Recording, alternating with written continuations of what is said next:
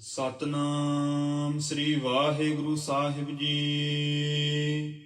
ਰਸਾਵਲ ਛੰਦ ਹਜ਼ਾਰੋ ਸੰਘਾਰੇ ਖਰੇ ਧੀਰ ਧਾਰੇ, ਨਹੀਂ ਸਿੰਘ ਹਾਲੇ ਬੜੇ ਹੇਲ ਘਾਲੇ, ਹਜ਼ਾਰੋ ਸੰਘਾਰੇ। ਵਾਹਿਗੁਰੂ ਜੀ ਕਾ ਖਾਲਸਾ, ਵਾਹਿਗੁਰੂ ਜੀ ਕੀ ਫਤਿਹ। ਸੱਚੇ ਪਾਤਸ਼ਾਹ ਜ਼ਬਰ ਛਤਰ ਤਖਤ ਦੇ ਮਾਲਕ, ਜਗ ਦੀ ਜੋਤ, 10 ਪਾਤਸ਼ਾਹੀਆਂ ਦੇ ਆਤਮਕ ਸਰੂਪ, ਧੰਨ ਸਾਹਿਬ ਸ੍ਰੀ ਗੁਰੂ ਗ੍ਰੰਥ ਸਾਹਿਬ ਜੀ ਮਹਾਰਾਜ, ਸੱਚੇ ਪਾਤਸ਼ਾਹ ਜੀ ਦੀ ਕਿਰਪਾ ਰਹਿਮਤ ਸਦਕਾ ਸਤਸੰਗਤ ਦਾ ਸੁਭਾਗ ਸਮਾਂ ਆਪਾਂ ਨੂੰ ਪ੍ਰਾਪਤ ਹੋਇਆ ਹੈ। ਮਹਾਰਾਜ ਜੀ ਦੇ ਪਵਿੱਤਰ ਸ਼ਹੀਦੀ ਸਾਕਿਆਂ ਦਾ ਜੋ ਇਤਿਹਾਸ ਚੱਲ ਰਿਹਾ ਹੈ, ਆਓ ਮਨ ਬਿਰਤੀ ਇਕਾਗਰ ਕਰਕੇ ਪਿਆਰ ਸ਼ਰਧਾ ਨਾਲ ਸਰਵਣ ਕਰੀਏ। ਸੱਚੇ ਪਾਤਸ਼ਾਹ ਪੰਥ ਵਾਲੀ ਸਰਬੰਸਦਾਨੀ ਧੰਨ ਗੁਰੂ ਗੋਬਿੰਦ ਸਿੰਘ ਸੱਚੇ ਪਾਤਸ਼ਾਹ ਜੀ ਮਹਾਰਾਜ, ਸੱਚੇ ਪਾਤਸ਼ਾਹ ਜੀ ਨੇ ਆਨੰਦਗੜ੍ਹ ਸਾਹਿਬ ਕਿਲ੍ਹਾ ਠੰਡੀ ਰਾਤ, ਜਦੋਂ ਕਿ ਕਿਣਮਿਣਵੀਂ ਆਕਾਸ਼ ਵਿੱਚ ਹੁੰਦੀ ਸੀਗੀ, ਅੱਧੀ ਰਾਤ ਦੇ ਵਕਤ ਸਤਿਗੁਰਾਂ ਜੀ ਨੇ ਕਿਲ੍ਹਾ ਛੱਡਿਆ। ਸੱਚੇ ਪਾਤਸ਼ਾਹ ਜੀ ਮਹਾਰਾਜ ਨੇ 3 ਜਥੇ ਬੰਨੇ, ਆਪ ਹਜ਼ੂਰ ਸਭ ਤੋਂ ਪਿੱਛੋਂ ਤੁਰੇ ਹੈ। ਗਰੀਬ ਨਿਵਾਜ ਸੱਚੇ ਪਾਤਸ਼ਾਹ ਜੀ ਮਹਾਰਾਜ ਜਦੋਂ ਘਨੌਲੇ ਨਗਰ ਤੱਕ ਸੱਚੇ ਪਾਤਸ਼ਾਹ ਜੀ ਦਾ ਇਹ ਸਾਰਾ ਸਿੰਘਾਂ ਦਾ ਜਥਾ ਪਹੁੰਚਿਆ, ਨਿਮਕ ਹਰਾਮੀਆਂ ਨੇ ਖਾਧੀ ਹੋਈ ਸੁਗੰਧ ਤੋੜ ਦਿੱਤੀ ਅਤੇ ਸੱਚੇ ਪਾਤਸ਼ਾਹ ਜੀ ਦੇ ਕਾਫਲੇ ਦੇ ਉੱਤੇ ਬਹੁਤ ਜ਼ਬਰਦਸਤ ਹਮਲਾ ਬੋਲਿਆ। ਸੱਚੇ ਪਾਤਸ਼ਾਹ ਜੀ ਮਹਾਰਾਜ ਦੇ ਜੇਠੇ ਸਾਹਿਬਜ਼ਾਦੇ ਬਾਬਾ ਅਜੀਤ ਸਿੰਘ ਸਾਹਿਬ, ਜਦੋਂ ਪਤਾ ਲੱਗਿਆ ਕਿ ਵੈਰੀ ਨੇ ਪਿੱਛੋਂ ਹਮਲਾ ਬੋਲ ਦਿੱਤਾ ਏ, ਉੱਥੇ ਹੀ ਬਹੁਤ ਭਾਰੀ ਘਮਾਸਾਨ ਦਾ ਯੁੱਧ ਛਿੜ ਪਿਆ। ਬਹੁਤ ਜ਼ਿਆਦਾ ਵੈਰੀਆਂ ਦੇ ਆਹੂ ਲਾਹੇ। ਉਦੋਂ ਸਿੰਘਾਂ ਨੇ ਮਨ ਵਿੱਚ ਫਿਰ ਸਤਿਗੁਰਾਂ ਜੀ ਦੇ ਕਹੇ ਹੋਏ ਬਚਨ ਨੂੰ ਵਿਚਾਰਿਆ ਕਿ ਮਹਾਰਾਜ ਇਸੇ ਕਰਕੇ ਸਾਨੂੰ ਕਹਿੰਦੇ ਸੀ ਕਿ ਕਿਲ੍ਹਾ ਨਾ ਛੱਡੀਏ, ਪਰ ਹੁਣ ਕੀ ਹੋ ਸਕਦਾ ਹੈ, ਹੁਣ ਤਾਂ ਕਿਲ੍ਹਾ ਛੱਡ ਆਏ ਹਾਂ, ਹੁਣ ਤਾਂ ਸਾਹਮਣੇ ਵੈਰੀ ਦੇ ਲੜਦਿਆਂ ਹੋਇਆਂ ਸ਼ਹੀਦੀ ਪਾਉਣਾ ਹੀ ਉੱਤਮ ਹੈ। ਇਉਂ ਸਿੰਘ ਬਹੁਤ ਵੀਰਤਾ ਨਾਲ ਲੜੇ ਹੈ। ਸੱਚੇ ਪਾਤਸ਼ਾਹ ਉੱਚੀ ਟਿੱਬੀ ਲਾਗੇ, ਜਿਹਨੂੰ ਸ਼ਾਹੀ ਟਿੱਬੀ ਵੀ ਕਹਿੰਦੇ ਹੈ, ਸੱਚੇ ਪਾਤਸ਼ਾਹ ਜੀ ਉੱਥੇ ਆ ਪਹੁੰਚੇ ਹਨ ਤੇ ਘੋੜੇ ਦੀਆਂ ਵਾਗਾਂ ਪਛਾਣ ਨੂੰ ਮੋੜ ਕੇ ਸੱਚੇ ਪਾਤਸ਼ਾਹ ਜੀ ਨੇ ਜਦੋਂ ਤੱਕਿਆ, ਬਹੁਤ ਗੋਲੀ ਚੱਲਣ ਦਾ ਸ਼ੋਰ, ਤੀਰਾਂ ਦੇ ਚੱਲਣ ਦੀ ਆਵਾਜ਼, ਬਹੁਤ ਕਲਮਲਾਹਟ ਪੈ ਰਹੀ ਸੀ। ਹਜ਼ੂਰ ਨੇ ਪੁੱਛਿਆ, ਦੱਸਿਆ ਸਿੰਘਾਂ ਨੇ ਮਹਾਰਾਜ ਉਹਨਾਂ ਨੇ ਕਸਮਾਂ ਤੋੜ ਕੇ ਹਮਲਾ ਬੋਲ ਦਿੱਤਾ ਏ। ਸੱਚੇ ਪਾਤਸ਼ਾਹ ਜੀ ਨੇ ਪੁੱਛਿਆ ਕਿ ਸਾਡਾ ਸਾਹਿਬਜ਼ਾਦਾ ਕਿੱਥੇ ਹੈ? ਦੱਸਿਆ ਮਹਾਰਾਜ ਬਾਬਾ ਅਜੀਤ ਸਿੰਘ ਸਾਹਿਬ ਨੇ ਮੋਰਚਾ ਸੰਭਾਲਿਆ ਹੋਇਆ। ਫਿਰ ਸੱਚੇ ਪਾਤਸ਼ਾਹ ਜੀ ਨੇ ਆਗਿਆ ਕੀਤੀ ਕਿ ਕੋਈ ਸਿੰਘ ਜਾਵੇ ਤੇ ਸਾਹਿਬਜ਼ਾਦੇ ਨੂੰ ਸਾਡੇ ਤੱਕ ਭੇਜਣਾ ਕਰੇ, ਅਸੀਂ ਇੱਥੇ ਖੜੇ ਉਡੀਕਦੇ ਹਾਂ। ਭਾਈ ਉਦੈ ਸਿੰਘ ਸਾਹਿਬ ਤੇ ਸਮੇਂ ਅੱਗੇ ਹੋਏ, ਨਮਸਕਾਰ ਕੀਤੀ, ਹਜ਼ੂਰ ਦੇ ਚਰਨਾਂ ਨੂੰ ਪਰਸਿਆ, ਆਗਿਆ ਮੰਗੀ, ਸੱਚੇ ਪਾਤਸ਼ਾਹ ਮੈਨੂੰ ਕਿਰਪਾ ਕਰਕੇ ਆਗਿਆ ਦਿਓ, ਮੈਂ ਦੁਸ਼ਮਣ ਦਾ ਆਗਾ ਰੋਕਾਂ। ਸੱਚੇ ਪਾਤਸ਼ਾਹ ਜੀ ਨੇ ਭਾਈ ਉਦੈ ਸਿੰਘ ਸਾਹਿਬ ਦੀ ਭਾਵਨਾ ਵੇਖ ਕੇ ਮਹਾਨ ਬਖਸ਼ਿਸ਼ਾਂ ਕੀਤੀਆਂ, ਵਰਦਾਨ ਦਿੱਤੇ, ਕਿਹਾ ਮਹਾਰਾਜ ਪਰਲੋਕ ਵਿੱਚ ਮੇਰੀ ਸਹਾਇਤਾ ਕਰਿਓ। ਸੱਚੇ ਪਾਤਸ਼ਾਹ ਨੇ ਆਖਿਆ, ਭਾਈ ਉਦੈ ਸਿੰਘ, ਜਿੱਥੇ ਸਾਡਾ ਆਪਣਾ ਵਾਸ ਹੋਵੇਗਾ ਸਦਾ ਹੀ ਉੱਥੇ ਤੈਨੂੰ ਆਪਣੇ ਕੋਲ ਰੱਖਾਂਗੇ। ਬਹੁਤ ਬਖਸ਼ਿਸ਼ ਕਰਕੇ ਥਾਪੜਾ ਦੇ ਕੇ ਸਤਿਗੁਰਾਂ ਜੀ ਨੇ ਤੋਰਿਆ। ਭਾਈ ਉਦੈ ਸਿੰਘ ਸਾਹਿਬ ਜੀ 100 ਸਿੰਘ ਦੇ ਸਮੇਤ ਕਿਸੇ ਇਤਿਹਾਸ ਵਿੱਚ 50 ਸਿੰਘ ਵੀ ਜ਼ਿਕਰ ਹੈ ਤੇ ਇਉਂ ਸਤਿਗੁਰਾਂ ਜੀ ਤੋਂ ਆਗਿਆ ਲੈ ਕੇ ਚੱਲ ਪਏ ਹਨ। ਜਦੋਂ ਜਿੱਥੇ ਦੂ-ਬਦੂ ਲੜਾਈ ਪੈ ਰਹੀ ਹੈ, ਰਾਤ ਦੇ ਹਨੇਰੇ ਵਿੱਚ ਕੁਝ ਨਹੀਂ ਪਤਾ ਲੱਗ ਰਿਹਾ, ਅੰਧਾ ਧੁੰਦ ਗੋਲੀ ਚੱਲਦੀ ਹੈ, ਬੰਦੂਕਾਂ ਦੇ ਮੂੰਹ ਵਿੱਚੋਂ ਵਰਦੀ ਹੋਈ ਅੱਗ ਹੀ ਦਿਸਦੀ ਹੈ, ਸਿੰਘ ਸ਼ਬਦ ਭੇਦੀ ਬਾਣ ਮਾਰ ਕੇ ਮੂੰਹ ਪਾੜ ਦਿੰਦੇ ਆ। ਇਸ ਪ੍ਰਕਾਰ ਜਦੋਂ ਭਾਈ ਉਦੈ ਸਿੰਘ ਸਾਹਿਬ ਜੀ ਉਸ ਮੋਰਚੇ ਵਿੱਚ ਆ ਕੇ ਪਹੁੰਚੇ ਹੈ, ਕੰਬਾੜ ਸੰਭਾਲੀ ਹੈ ਤੇ ਬਾਬਾ ਅਜੀਤ ਸਿੰਘ ਸਾਹਿਬ ਜੀ ਨੂੰ ਗੁਰੂ ਸਾਹਿਬ ਦਾ ਹੁਕਮ ਸੁਣਾਇਆ। ਬਾਬਾ ਅਜੀਤ ਸਿੰਘ ਬਾਰ-ਬਾਰ ਯੁੱਧ ਵਿੱਚ ਬੜੇ ਰੋਸ ਨਾਲ ਲੜ ਰਹੇ ਹੈ। ਫਿਰ ਭਾਈ ਉਦੈ ਸਿੰਘ ਸਾਹਿਬ ਨੇ ਕਿਹਾ ਕਿ ਗੁਰੂ ਪਿਤਾ ਜੀ ਤੁਹਾਨੂੰ ਉਡੀਕਦੇ ਹੈ, ਤੁਹਾਡੇ ਪਹੁੰਚਣ ਤੇ ਹੀ ਅੱਗੇ ਨੂੰ ਚੱਲਣਗੇ, ਇਸ ਕਰਕੇ ਤੁਸੀਂ ਹੁਕਮ ਮੰਨਦੇ ਹੋ ਵਾਪਸ ਪਰਤੋ। ਬਾਬਾ ਅਜੀਤ ਸਿੰਘ ਸਾਹਿਬ ਜੀ ਹੁਕਮ ਅੱਗੇ ਕੋਈ ਵੇਰ ਨਹੀਂ, ਪਿਤਾ ਸਤਿਗੁਰਾਂ ਜੀ ਦਾ ਹੁਕਮ ਜਾਣ ਕਰਕੇ ਫਿਰ ਪਿੱਛੇ ਨੂੰ ਮੁੜੇ। ਤੁਰੇ ਜਾਂਦਿਆਂ ਹੋਇਆਂ ਵੀ ਬਹੁਤ ਰੋਸ ਦੇ ਸਹਿਤ ਤੀਰ ਚਲਾਏ ਆ ਦੁਸ਼ਮਣ ਦੀ ਫੌਜ ਦੇ ਉੱਤੇ ਤੇ ਇਉਂ ਹੌਲੀ ਪਿੱਛੇ ਹਟਾਏ ਆ ਬਾਬਾ ਅਜੀਤ ਸਿੰਘ ਸਾਹਿਬ।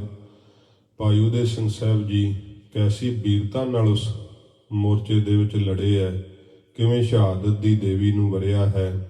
ਇੱਥੋਂ ਆਪਾਂ ਪ੍ਰਸੰਗ ਸਰਵਣ ਕਰਦੇ ਹਾਂ, ਆਓ ਪਿਆਰ ਨਾਲ ਸਰਵਣ ਕਰੀਏ। ਸੱਚੇ ਪਾਤਸ਼ਾਹ ਜੀ ਦੇ ਚਰਨਾਂ ਦਾ ਧਿਆਨ ਕਰਦੇ ਹੋਏ ਆਖੋ ਜੀ ਸਤਿਨਾਮ। ਸ਼੍ਰੀ ਵਾਹਿਗੁਰੂ ਸਾਹਿਬ ਜੀ, ਸਤਿਨਾਮ। ਸ਼੍ਰੀ ਵਾਹਿਗੁਰੂ ਸਾਹਿਬ ਜੀ। ਸਤਨਾਮ ਸ੍ਰੀ ਵਾਹਿਗੁਰੂ ਸਾਹਿਬ ਜੀ। ਰਸਾਵਲ ਛੰਦ। ਹਜ਼ਾਰੋ ਸੰਘਾਰੇ ਖਰੇ ਧੀਰ ਧਾਰੇ। ਹਜ਼ਾਰ ਸੈਨਾ ਮਾਰ ਦਿੱਤੀ ਹੈ, ਧੀਰਜ ਧਾਰ ਕੇ ਸਿੰਘ ਸੂਰਮੇ ਖੜੇ ਹਨ ਉਸ ਮੈਦਾਨੇ ਜੰਗ ਦੇ ਅੰਦਰ। ਨਹੀਂ ਸਿੰਘ ਹਾਲੇ ਬੜੇ ਹੇਲ ਘਾਲੇ। ਬੜਾ ਹੱਲੇ ਤੇ ਹੱਲਾ ਤੁਰਕਾਂ ਦੀ ਸੈਨਾ ਨੇ ਕੀਤਾ, ਮਿਲ ਕੇ ਪਹਾੜੀ ਸੈਨਾ ਨੇ, ਪਰ ਸਿੰਘਾਂ ਸੂਰਮਿਆਂ ਦੇ ਪੈਰ ਨਹੀਂ ਹਿਲਾ ਸਕੇ।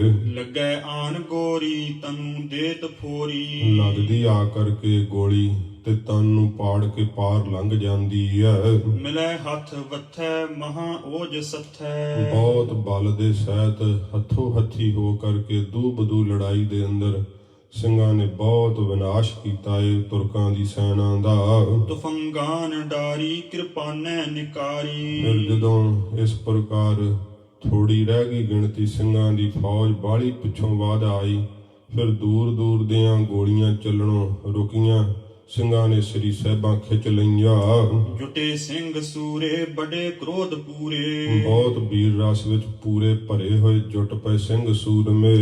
ਦਗਾ ਦੁਸ਼ਟ ਕੀਨੇ ਅਧਰਮੀ ਸੋਚੀਨੇ। ਦੁਸ਼ਟਾਂ ਨੇ ਦਗਾ ਕੀਤਾ ਹੈ, ਅਧਰਮੀ ਜਾਣਿਆ ਇਹਨਾਂ ਪਾਪੀਆਂ ਨੂੰ ਸੌਹਾਂ ਖਾਧੀਆਂ ਹੋਈਆਂ ਛੱਡ ਦਿੱਤੀਆਂ।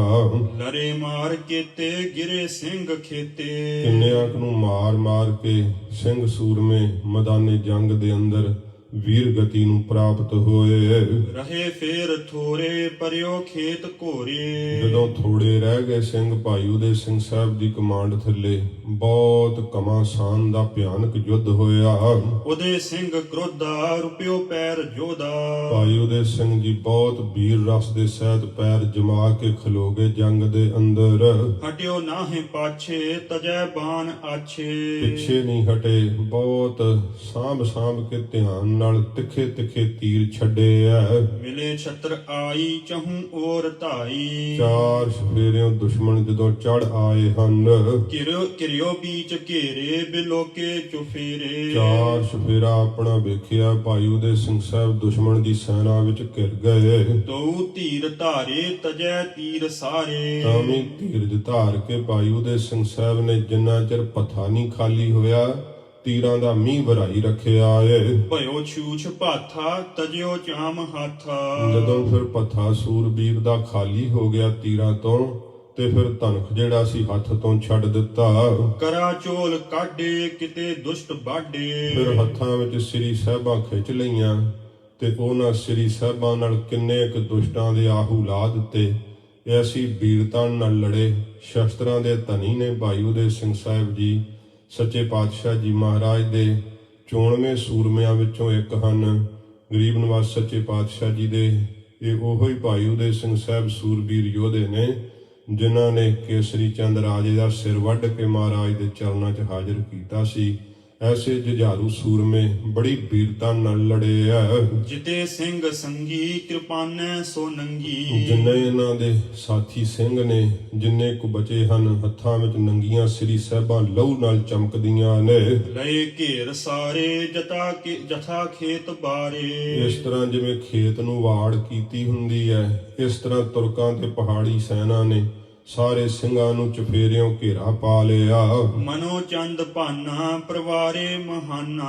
ਇਉਂ ਲੱਗ ਰਿਹਾ ਸੀ ਕਵੀ ਰਾਜ ਕਹਿੰਦੇ ਜਿਵੇਂ ਚੰਦਰਮਾ ਜਾਂ ਭਾਨਾ ਸੂਰਜ ਪਰਵਾਰਿਆ ਜਾਂਦਾ ਹੈ ਨਾ, ਜਿਵੇਂ ਉਹਦੇ ਦੁਆਲੇ ਇੱਕ ਰੋਸ਼ਨੀ ਦੀ ਰੇਖਾ ਬਣ ਜਾਂਦੀ ਹੈ, ਇਵੇਂ ਚਫੇਰਿਓਂ ਸਿੰਘ ਘਿਰ ਗਏ ਹਨ। ਚਲੇ ਬਾਣ ਗੋਰੀ ਦਈ ਦੇਹ ਫੋਰੀ। ਤੀਰ ਗੋਲੀਆਂ ਚੱਲਦੇ ਐ ਦੇਹਾਂ ਪਾਟਦੀਆਂ ਹਨ। ਵੱਡੇ ਖੱਗ ਬਾਹੇ ਮਹਾ ਸ਼ਤਰ ਗਾਹੇ। ਬਹੁਤ ਦੁਸ਼ਮਣਾਂ ਦੀ ਸੈਨਾ ਨੂੰ ਗਾਹ ਛਿਟਿਆ ਸ੍ਰੀ ਸਾਹਿਬ ਇਹੋ ਜੀ ਵਾਹੀ ਸਿੰਘਾਂ ਨੇ। ਘਿਰੇ ਸਿੰਘ ਮਾਰੇ ਸੋ ਸੁਰਗੰ ਸਿਧਾਰੇ। ਜਦੋਂ ਇਉਂ ਸ਼ਹੀਦ ਹੋ ਕਰਕੇ ਸਿੰਘ ਧਰਤੀ ਤੇ ਡਿੱਗਦੇ ਐ ਤੇ ਸੱਚਖੰਡ ਨੂੰ ਚਾਲਾ ਮਾਰਦੇ ਨੇ। ਉਦੈ ਸਿੰਘ ਏਕੂ ਪ੍ਰਹਾਰੈ ਅਨੇਕੂ। ਭਾਈ ਉਦੈ ਸਿੰਘ ਸਾਹਿਬ ਜੀ ਇਕੱਲੇ ਹੀ ਅਨੇਕਾਂ ਦੁਸ਼ਮਣਾਂ ਦੀ ਸੈਨਾ ਨੂੰ ਮਾਰ ਸਿੱਟਿਆ ਏ। ਜਿਤੈ ਕੂਦ ਜਾਵੈ ਤਿਤੈ ਮਾਰ ਘਾਵੈ। ਜਿੱਧਰ ਨੂੰ ਕੁੱਦ ਕੇ ਛਾਲ ਮਾਰ ਕੇ ਜਾਂਦੇ ਐ ਉਧਰ ਹੀ ਸਫਾਇਆ ਕਰ ਦਿੰਦੇ ਐ। ਨਹੀਂ ਨੇਰ ਢੂਕੇ ਹਤੇ ਭਾਖ ਕੂਕੇ। ਤੇ ਨੇੜਾ ਨਹੀਂ ਭਾਈ ਉਦੈ ਸਿੰਘ ਸਾਹਿਬ ਦਾ ਡਰਦਾ ਕੋਈ ਵੀ ਕਰਦਾ ਤੇ ਦੂਰੋਂ ਹੀ ਖਲੋਤੇ ਮਾਰ ਲਓ ਕੂਕਦੇ ਐ। ਨਹੀਂ ਨੇਰ ਹੋਵੈ ਰੁਪਿਓ ਸਿੰਘ ਜੋਵੈ। ਤੇ ਨਹੀਂ ਨੇੜਾ ਕਰਦੇ ਭਾਈ ਉਦੈ ਸਿੰਘ ਸਾਹਿਬ ਦਾ ਰੁਕੇ ਹੋਏ ਮੈਦਾਨੇ ਜੰਗ ਦੇ ਅੰਦਰ ਪਿਆਰ ਪੈਰ ਜਮਾ ਕੇ ਲੜਦੇ ਹੋਏ ਇਉਂ ਵੇਖਦੇ ਹਨ ਤੁਰਕ ਤੇ ਪਹਾੜੀਏ। ਦੋਹਰਾ ਤੁਰਕ ਪਹਾੜੀ ਬਹੁ ਹਤੇ। ਬਹੁਤ ਜ਼ਿਆਦੇ ਤੁਰਕ ਤੇ ਪਹਾੜੀਏ ਮਾਰ ਸਿੱਟੇ। ਖੇਤ ਪਰਿਓ ਸਮੁਦਾਏ। ਚਾਰ ਸਫੇਰੇ ਯੁੱਧ ਦਾ ਹੀ ਮੈਦਾਨ ਬਣ ਗਿਆ ਏ।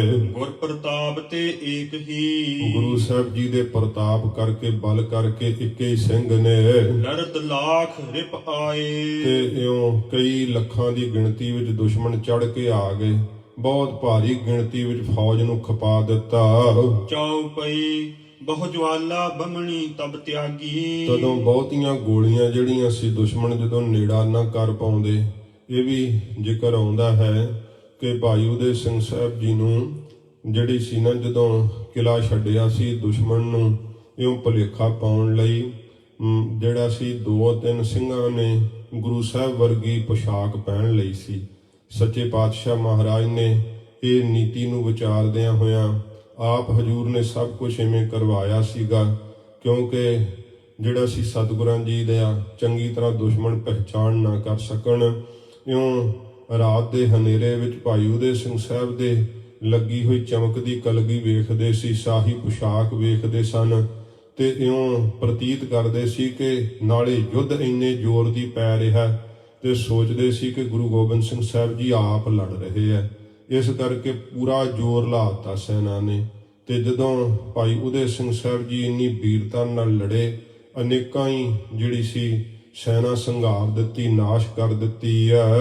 ਬਹੁ ਜਵਾਲਾ ਬਮਣੀ ਤਬ ਤਿਆਗੀ। ਤਦੋਂ ਇਹਨਾਂ ਦਾ ਜਦੋਂ ਵਸ ਨਹੀਂ ਚੱਲਿਆ ਨਾ ਭਾਈ ਉਦੈ ਸਿੰਘ ਸਾਹਿਬ ਨੂੰ ਪਕੜਨਾ ਵੇਖਿਆ ਨਾਮੁਮਕਿਨ ਹੈ, ਫੜੇ ਨਹੀਂ ਜਾ ਸਕਦੇ ਕਿਉਂਕਿ ਇਹਨਾਂ ਨੂੰ ਭੁਲੇਖਾ ਸੀ ਕਿ ਗੁਰੂ ਸਾਹਿਬ ਹਨ ਤੇ ਸੋਚਦੇ ਸੀ ਜਿਉਂਦਿਆਂ ਪਕੜੀਏ, ਗੁਰੂ ਸਾਹਿਬ ਨੂੰ ਗ੍ਰਿਫਤਾਰ ਕਰੀਏ, ਬਾਦਸ਼ਾਹ ਤੋਂ ਇਨਾਮ ਪ੍ਰਾਪਤ ਕਰਾਂਗੇ।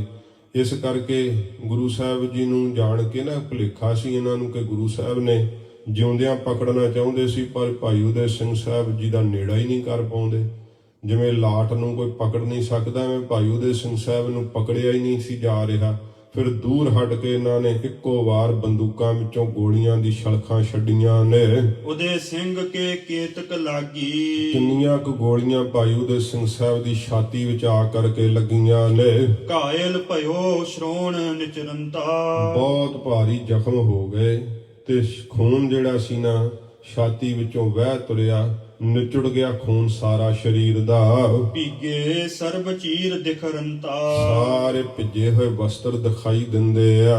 ਨਹੀਂ ਮੂਰਛਾ ਪਾਏ ਸੋ ਤਾਹੇ, ਤਾਂ ਵੀ ਵੇਖੋ ਕੈਸੇ ਬਲੀ ਬਹਾਦਰ ਭਾਈ ਉਦੇ ਸਿੰਘ ਸਾਹਿਬ ਜੀ ਛਾਤੀ ਵਿੱਚ ਅਣਗਿਣਤ ਗੋਲੀਆਂ ਆ ਕੇ ਵੱਜੀਆਂ, ਪਰ ਤਾਂ ਵੀ ਬੇਹੋਸ਼ ਤੱਕ ਨਹੀਂ ਹੋਏ। ਸ਼ਹੀਦ ਹੋਣਾ ਤਾਂ ਜੇ ਦੂਰ ਵੈ, ਇੰਨੀਆਂ ਗੋਲੀਆਂ ਵੱਜੀਆਂ ਸੂਰਬੀਰ ਨੂੰ ਬੇਹੋਸ਼ ਨਹੀਂ ਕਰ ਸਕੀਆਂ।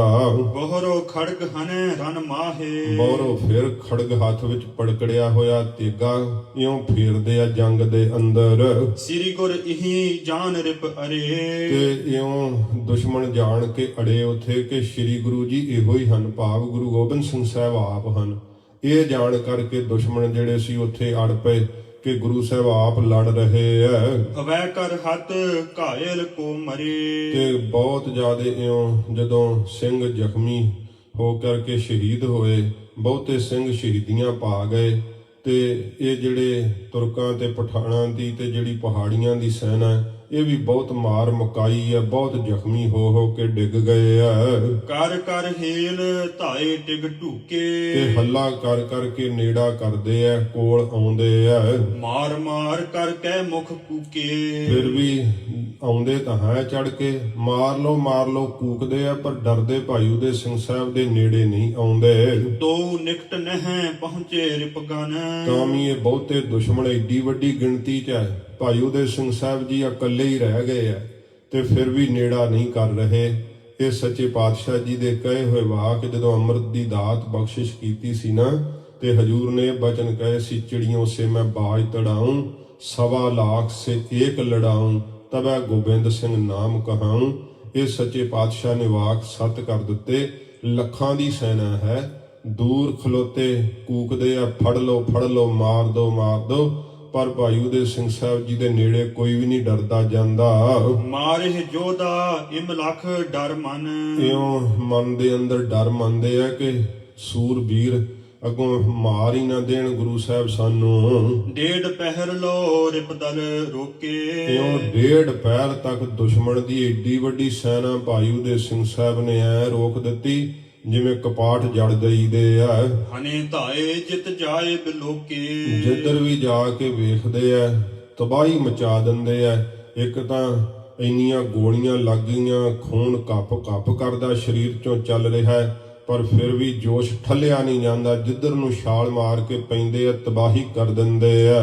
ਦੇਵ ਬਦੂ ਲੈ ਆਏ ਬਿਬਾਨੇ, ਇਸ ਸਮੇਂ ਕਵਿਰਾਜ ਇਹ ਜੰਗ ਦਾ ਰੂਪਕ ਬੰਨ੍ਹਦੇ ਹੋਏ ਕਹਿੰਦੇ ਆ ਕਿ ਆਕਾਸ਼ ਵਿੱਚ ਨਾ ਜਿਹੜੀਆਂ ਅਪਛਰਾਵਾਂ ਹਨ ਉਹ ਵਿਮਾਨ ਲੈ ਕੇ ਦੇਵੀ ਦੇਵਤੇ ਆ ਗਏ ਭਾਈ ਉਦੇ ਸਿੰਘ ਸਾਹਿਬ ਜੀ ਨੂੰ ਲੈਣ ਵਾਸਤੇ। ਮੈਂ ਬਰ ਹਾਂ ਮੈਂ ਬਰੋਂ ਬਖਾਨੇ, ਇਉਂ ਅਪਛਰਾਵਾਂ ਮੈਂ ਬਰਨਾ ਹੈ, ਮੈਂ ਬਰਨਾ ਐਸਾ ਸੂਰਬੀਰ ਇਉਂ ਕਹਿੰਦੀਆਂ ਨੇ। ਐਸੋ ਮਹਾਬੀਰ ਮਮ ਲਾਇਕ, ਐਸਾ ਮਹਾਬਲੀ ਸੂਰਮਾ, ਇਹਦੇ ਤਾਂ ਦਰਸ਼ਨ ਕਰਨੇ ਹੀ ਧਨ ਹਨ। ਨਰਿਹ ਇਕਾਕੀ ਲੱਖ ਹੁਕਾਇਕ, ਕਿ ਲੱਖਾਂ ਨੂੰ ਮਾਰ ਦਿੱਤਾ ਤੇ ਇਕੱਲਾ ਹੀ ਲੜ ਰਿਹਾ ਏ। ਚਲੀ ਹਜ਼ਾਰ ਹੋ ਜਬੈ ਤੁਫੰਗੰ, ਜਦੋਂ ਹਜ਼ਾਰ ਗੋਲੀਆਂ ਇੱਕੋ ਵਾਰ ਛੁੱਟੀਆਂ ਨੇ, ਵੇਖਿਆ ਕਿ ਡਿੱਗਦਾ ਹੀ ਨਹੀਂ। ਪਿੱਛੋਂ ਇੱਕਦਮ ਫਿਰ ਹਜ਼ਾਰ ਬੰਦੂਕਾਂ ਦੇ ਵਿੱਚੋਂ ਗੋਲੀਆਂ ਛੁੱਟੀਆਂ ਹਨ। ਹੋਰ ਦਏ ਸਗਰੇ ਹੀ ਅੰਗੰ, ਸਾਰੇ ਅੰਗ ਹੀ ਭਾਈ ਉਦੇ ਸਿੰਘ ਸਾਹਿਬ ਦੇ ਗੋਲੀਆਂ ਨੇ ਤੋੜ ਦਿੱਤੇ। ਕੋਈ ਸਰੀਰ ਦਾ ਅੰਗ ਉਂਗਲ ਧਰਨ ਜੋਗਾ ਥਾਂ ਨਹੀਂ ਸੀ ਜਿੱਥੇ ਗੋਲੀ ਨਾ ਵੱਜੀ ਹੋਵੇ। ਸਾਰਾ ਹੀ ਸਰੀਰ ਜਿਹੜਾ ਸੀ ਗੋਲੀਆਂ ਨਾਲ ਛਲਣੀ ਕਰ ਦਿੱਤਾ। ਮਸਤਕ ਵਿਖੈ ਲੱਗੀ ਜਬ ਗੋਰੀ, ਜਦੋਂ ਫਿਰ ਮਸਤਕ ਦੇ ਵਿੱਚ ਆ ਕਰਕੇ ਖੋਪੜੀ ਨੂੰ ਚੀਰਦੀਆਂ ਹੋਈਆਂ ਗੋਲੀਆਂ ਲੱਗੀਆਂ ਨੇ। ਗਿਰਿਓ ਸਮੁਖ ਹੀ ਸ਼ਤਰਨ ਓਰੀ, ਦੁਸ਼ਮਣਾਂ ਵੱਲ ਨੂੰ ਅਗਾਂਹ ਮੂੰਹ ਭਰਨੇ ਡਿੱਗੇ ਆ ਭਾਈ ਉਦੇ ਸਿੰਘ ਸਾਹਿਬ ਜੀ। ਜਦੋਂ ਮਸਤਕ ਨੂੰ ਫੋੜ ਕੇ ਗੋਲੀਆਂ ਪਾਰ ਲੰਘੀਆਂ ਨੇ ਤੇ ਮੂੰਹ ਭਰਨੇ ਤੇ ਸਮੇਂ ਸ਼ਹੀਦ ਹੋ ਕਰਕੇ ਧਰਤੀ ਤੇ ਡਿੱਗੇ ਆ। ਰਿਸ਼ਤੇ ਕਟੇ ਅਦਰ ਸੰਗ ਦੰਤਾ, ਅਜੇ ਵੀ ਜਾਨ ਹੈ ਸਰੀਰ ਦੇ ਅੰਦਰ ਤੇ ਧਰਤੀ ਤੇ ਡਿੱਗੇ ਹੋਏ ਵੀ ਵੀਰ ਰਸ ਦੇ ਨਾਲ ਆਪਣੇ ਬੁੱਲਾਂ ਨੂੰ ਕੱਟਦੇ ਆ।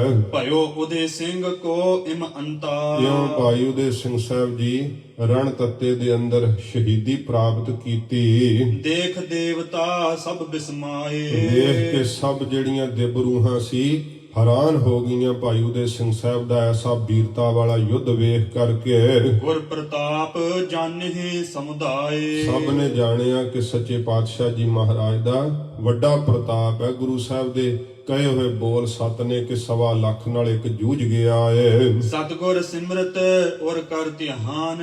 ਸੱਚੇ ਪਾਤਸ਼ਾਹ ਨੂੰ ਸਿਮਰਦੇ ਆ ਹਿਰਦੇ ਵਿੱਚ ਧਿਆਨ ਕਰਕੇ। ਧੰਨ ਗੁਰੂ ਗੋਬਿੰਦ ਸਿੰਘ ਸਾਹਿਬ ਜੀ ਮਹਾਰਾਜ ਜੀ ਦਾ ਉਦੇ ਸਿੰਘ ਛੋਰੇ ਤਬ ਪ੍ਰਾਨ। ਤਦੋਂ ਭਾਈ ਉਦੇ ਸਿੰਘ ਸਾਹਿਬ ਨੇ ਹਿਰਦੇ ਵਿੱਚ ਸਤਿਗੁਰੂ ਗੁਰੂ ਗੋਬਿੰਦ ਸਿੰਘ ਸੱਚੇ ਪਾਤਸ਼ਾਹ ਦਾ ਧਿਆਨ ਕਰਕੇ ਆਪਣੇ ਪ੍ਰਾਣਾਂ ਨੂੰ ਛੱਡਿਆ, ਸ਼ਹੀਦ ਹੋਏ ਤੇ ਸੱਚਖੰਡ ਨੂੰ ਚਾਲਾ ਮਾਰਿਆ। ਧੰਨ ਗੁਰੂ ਗੋਬਿੰਦ ਸਿੰਘ ਸੱਚੇ ਪਾਤਸ਼ਾਹ ਜੀ ਮਹਾਰਾਜ ਦੇ ਐਸੇ ਸੂਰਬੀਰ ਭਾਈ ਉਦੇ ਸਿੰਘ ਸਾਹਿਬ ਜੀ, ਜਿਨ੍ਹਾਂ ਨੇ ਇੰਨੀ ਵੀਰਤਾ ਨਾਲ ਯੁੱਧ ਕਰਦਿਆਂ ਹੋਇਆਂ ਸ਼ਹਾਦਤ ਪ੍ਰਾਪਤ ਕੀਤੀ। ਭਾਈ ਸਾਹਿਬ ਦਾ ਸ਼ਹੀਦੀ ਅਸਥਾਨ ਬਹੁਤ ਛੋਟਾ ਜਿਹਾ ਬਣਿਆ ਹੋਇਆ। ਮੈਨੂੰ ਵੀ ਦਰਸ਼ਨ ਕੀਤਿਆਂ ਲੰਬਾ ਸਮਾਂ ਹੋਇਆ। ਤੋ ਸੱਚੇ ਪਾਤਸ਼ਾਹ ਜੀ ਮਹਾਰਾਜ ਨੇ ਐਸੀ ਬਖਸ਼ਿਸ਼ ਰਹਿਮਤ ਕੀਤੀ ਤੇ ਇਹ ਜਿਹੜਾ ਇਹਨਾਂ ਨੂੰ ਭੁਲੇਖਾ ਸੀ ਕਿ ਅਸੀਂ ਗੁਰੂ ਗੋਬਿੰਦ ਸਿੰਘ ਸਾਹਿਬ ਜੀ ਨੂੰ ਹੀ ਮਾਰ ਲਿਆ ਜਦੋਂ ਭਾਈ ਉਦੇ ਸਿੰਘ ਸਾਹਿਬ ਸ਼ਹੀਦ ਹੋਏ। ਤੇ ਇਹਨਾਂ ਨੇ ਜਦੋਂ ਇਸ ਪ੍ਰਕਾਰ ਫਿਰ ਚਿਨਾਰ ਪਛਾਣ ਕਰਵਾਈ ਤੇ ਪਹਾੜੀ ਰਾਜਿਆਂ ਜਦੋਂ ਆ ਕੇ ਪਛਾਣ ਕੀਤੀ, ਦੱਸਿਆ, ਕਿਉਂਕਿ ਖੁਸ਼ ਹੋਏ ਜਦੋਂ ਭਾਈ ਉਦੇ ਸਿੰਘ ਸਾਹਿਬ ਜੀ ਡਿੱਗ ਪਏ ਨਾ, ਸ਼ਹੀਦ ਹੋਏ, ਤੇ ਬੜੇ ਖੁਸ਼ ਹੋਏ ਕਿ ਅਸੀਂ ਗੁਰੂ ਸਾਹਿਬ ਨੂੰ ਮਾਰ ਲਿਆ ਏ। ਪਰ ਜਦੋਂ ਪਹਾੜੀ ਰਾਜਿਆਂ ਨੇ ਆ ਕੇ ਦੱਸਿਆ, ਨਹੀਂ ਇਹ ਤਾਂ ਗੁਰੂ ਸਾਹਿਬ ਦਾ ਸਿੰਘ ਹੈ ਹਜੂਰੀ ਦਾ, ਗੁਰੂ ਸਾਹਿਬ ਆਪ ਨਹੀਂ ਹਨ, ਇਹਨਾਂ ਦੀਆਂ ਸਾਰੀਆਂ ਖੁਸ਼ੀਆਂ ਫਿਰ ਮਿੱਟੀ 'ਚ ਮਿਲ ਗਈਆਂ। ਫਿਰ ਇਹ ਸੱਚੇ ਪਾਤਸ਼ਾਹ ਜੀ ਮਹਾਰਾਜ ਦਾ ਪਿੱਛਾ ਕਰਨ ਲੱਗੇ। ਇੱਧਰ ਗੁਰੂ ਗੋਬਿੰਦ ਸਿੰਘ ਤੇ ਗਰੀਬ ਨਵਾਜ਼ ਸੱਚੇ ਪਾਤਸ਼ਾਹ ਜੀ ਮਹਾਰਾਜ ਜਦੋਂ ਸਰਸਾ ਦੇ ਕੰਢੇ ਤੇ ਆਏ ਹੈ, ਇਹ ਜ਼ਿਕਰ ਇਤਿਹਾਸਕਾਰਾਂ ਕੀਤਾ ਹੈ ਕਿ ਦਿੱਲੀ ਦੇ ਸਿੱਖ ਭਾਈ ਜਵਾਹਰ ਸਿੰਘ ਜੀ ਤੇ ਭਾਈ ਧੰਨਾ ਸਿੰਘ ਜੀ ਇਹ ਸੱਚੇ ਪਾਤਸ਼ਾਹ ਜੀ ਨੂੰ ਇੱਥੇ ਮਿਲੇ ਆ, ਗਰੀਬ ਨਵਾਜ਼ ਜੀ ਨੂੰ। ਇਹ ਉਹੀ ਭਾਈ ਜਵਾਹਰ ਸਿੰਘ ਜੀ ਹੈ ਜਿਨ੍ਹਾਂ ਨੇ ਜਦੋਂ ਗੁਰੂ ਤੇਗ ਬਹਾਦਰ ਸਾਹਿਬ ਨੇ ਅਗਲੇ ਦਿਨ ਸ਼ਹਾਦਤ ਦੇਣੀ ਸੀ ਤੇ ਰਾਤ ਦੇ ਵਕਤ ਸੱਚੇ ਪਾਤਸ਼ਾਹ ਜੀ ਮਹਾਰਾਜ ਦਾ ਦਰਸ਼ਨ ਕੀਤਾ ਸੀ ਜਾ ਕਰਕੇ। ਇਹ ਉਹੀ ਭਾਈ ਜਵਾਹਰ ਸਿੰਘ ਹਨ। ਇਹ ਬੜੇ ਅਮੀਰ ਸਿੱਖ ਸੀਗੇ ਦਿੱਲੀ ਦੇ ਤੇ ਸੱਚੇ ਪਾਤਸ਼ਾਹ ਜੀ ਮਹਾਰਾਜ ਦੇ ਬਹੁਤ ਪ੍ਰੇਮੀ ਸ਼ਰਧਾਲੂ। ਇਹ ਜਦੋਂ ਉੱਥੇ ਆ ਕੇ ਸੱਚੇ ਪਾਤਸ਼ਾਹ ਜੀ ਨੂੰ ਮਿਲੇ ਹੈ, ਮਹਾਰਾਜ ਤੋਂ ਸੇਵਾ ਪੁੱਛੀ ਹੈ। ਹਜੂਰ ਨੇ ਆਖਿਆ ਸੀ ਆਪਣੀਆਂ ਮਾਤਾਵਾਂ ਨੂੰ ਲੈ ਜਾਓ, ਦਿੱਲੀ ਵੱਲ ਨੂੰ ਕੂਚ ਕਰ ਜਾਓ।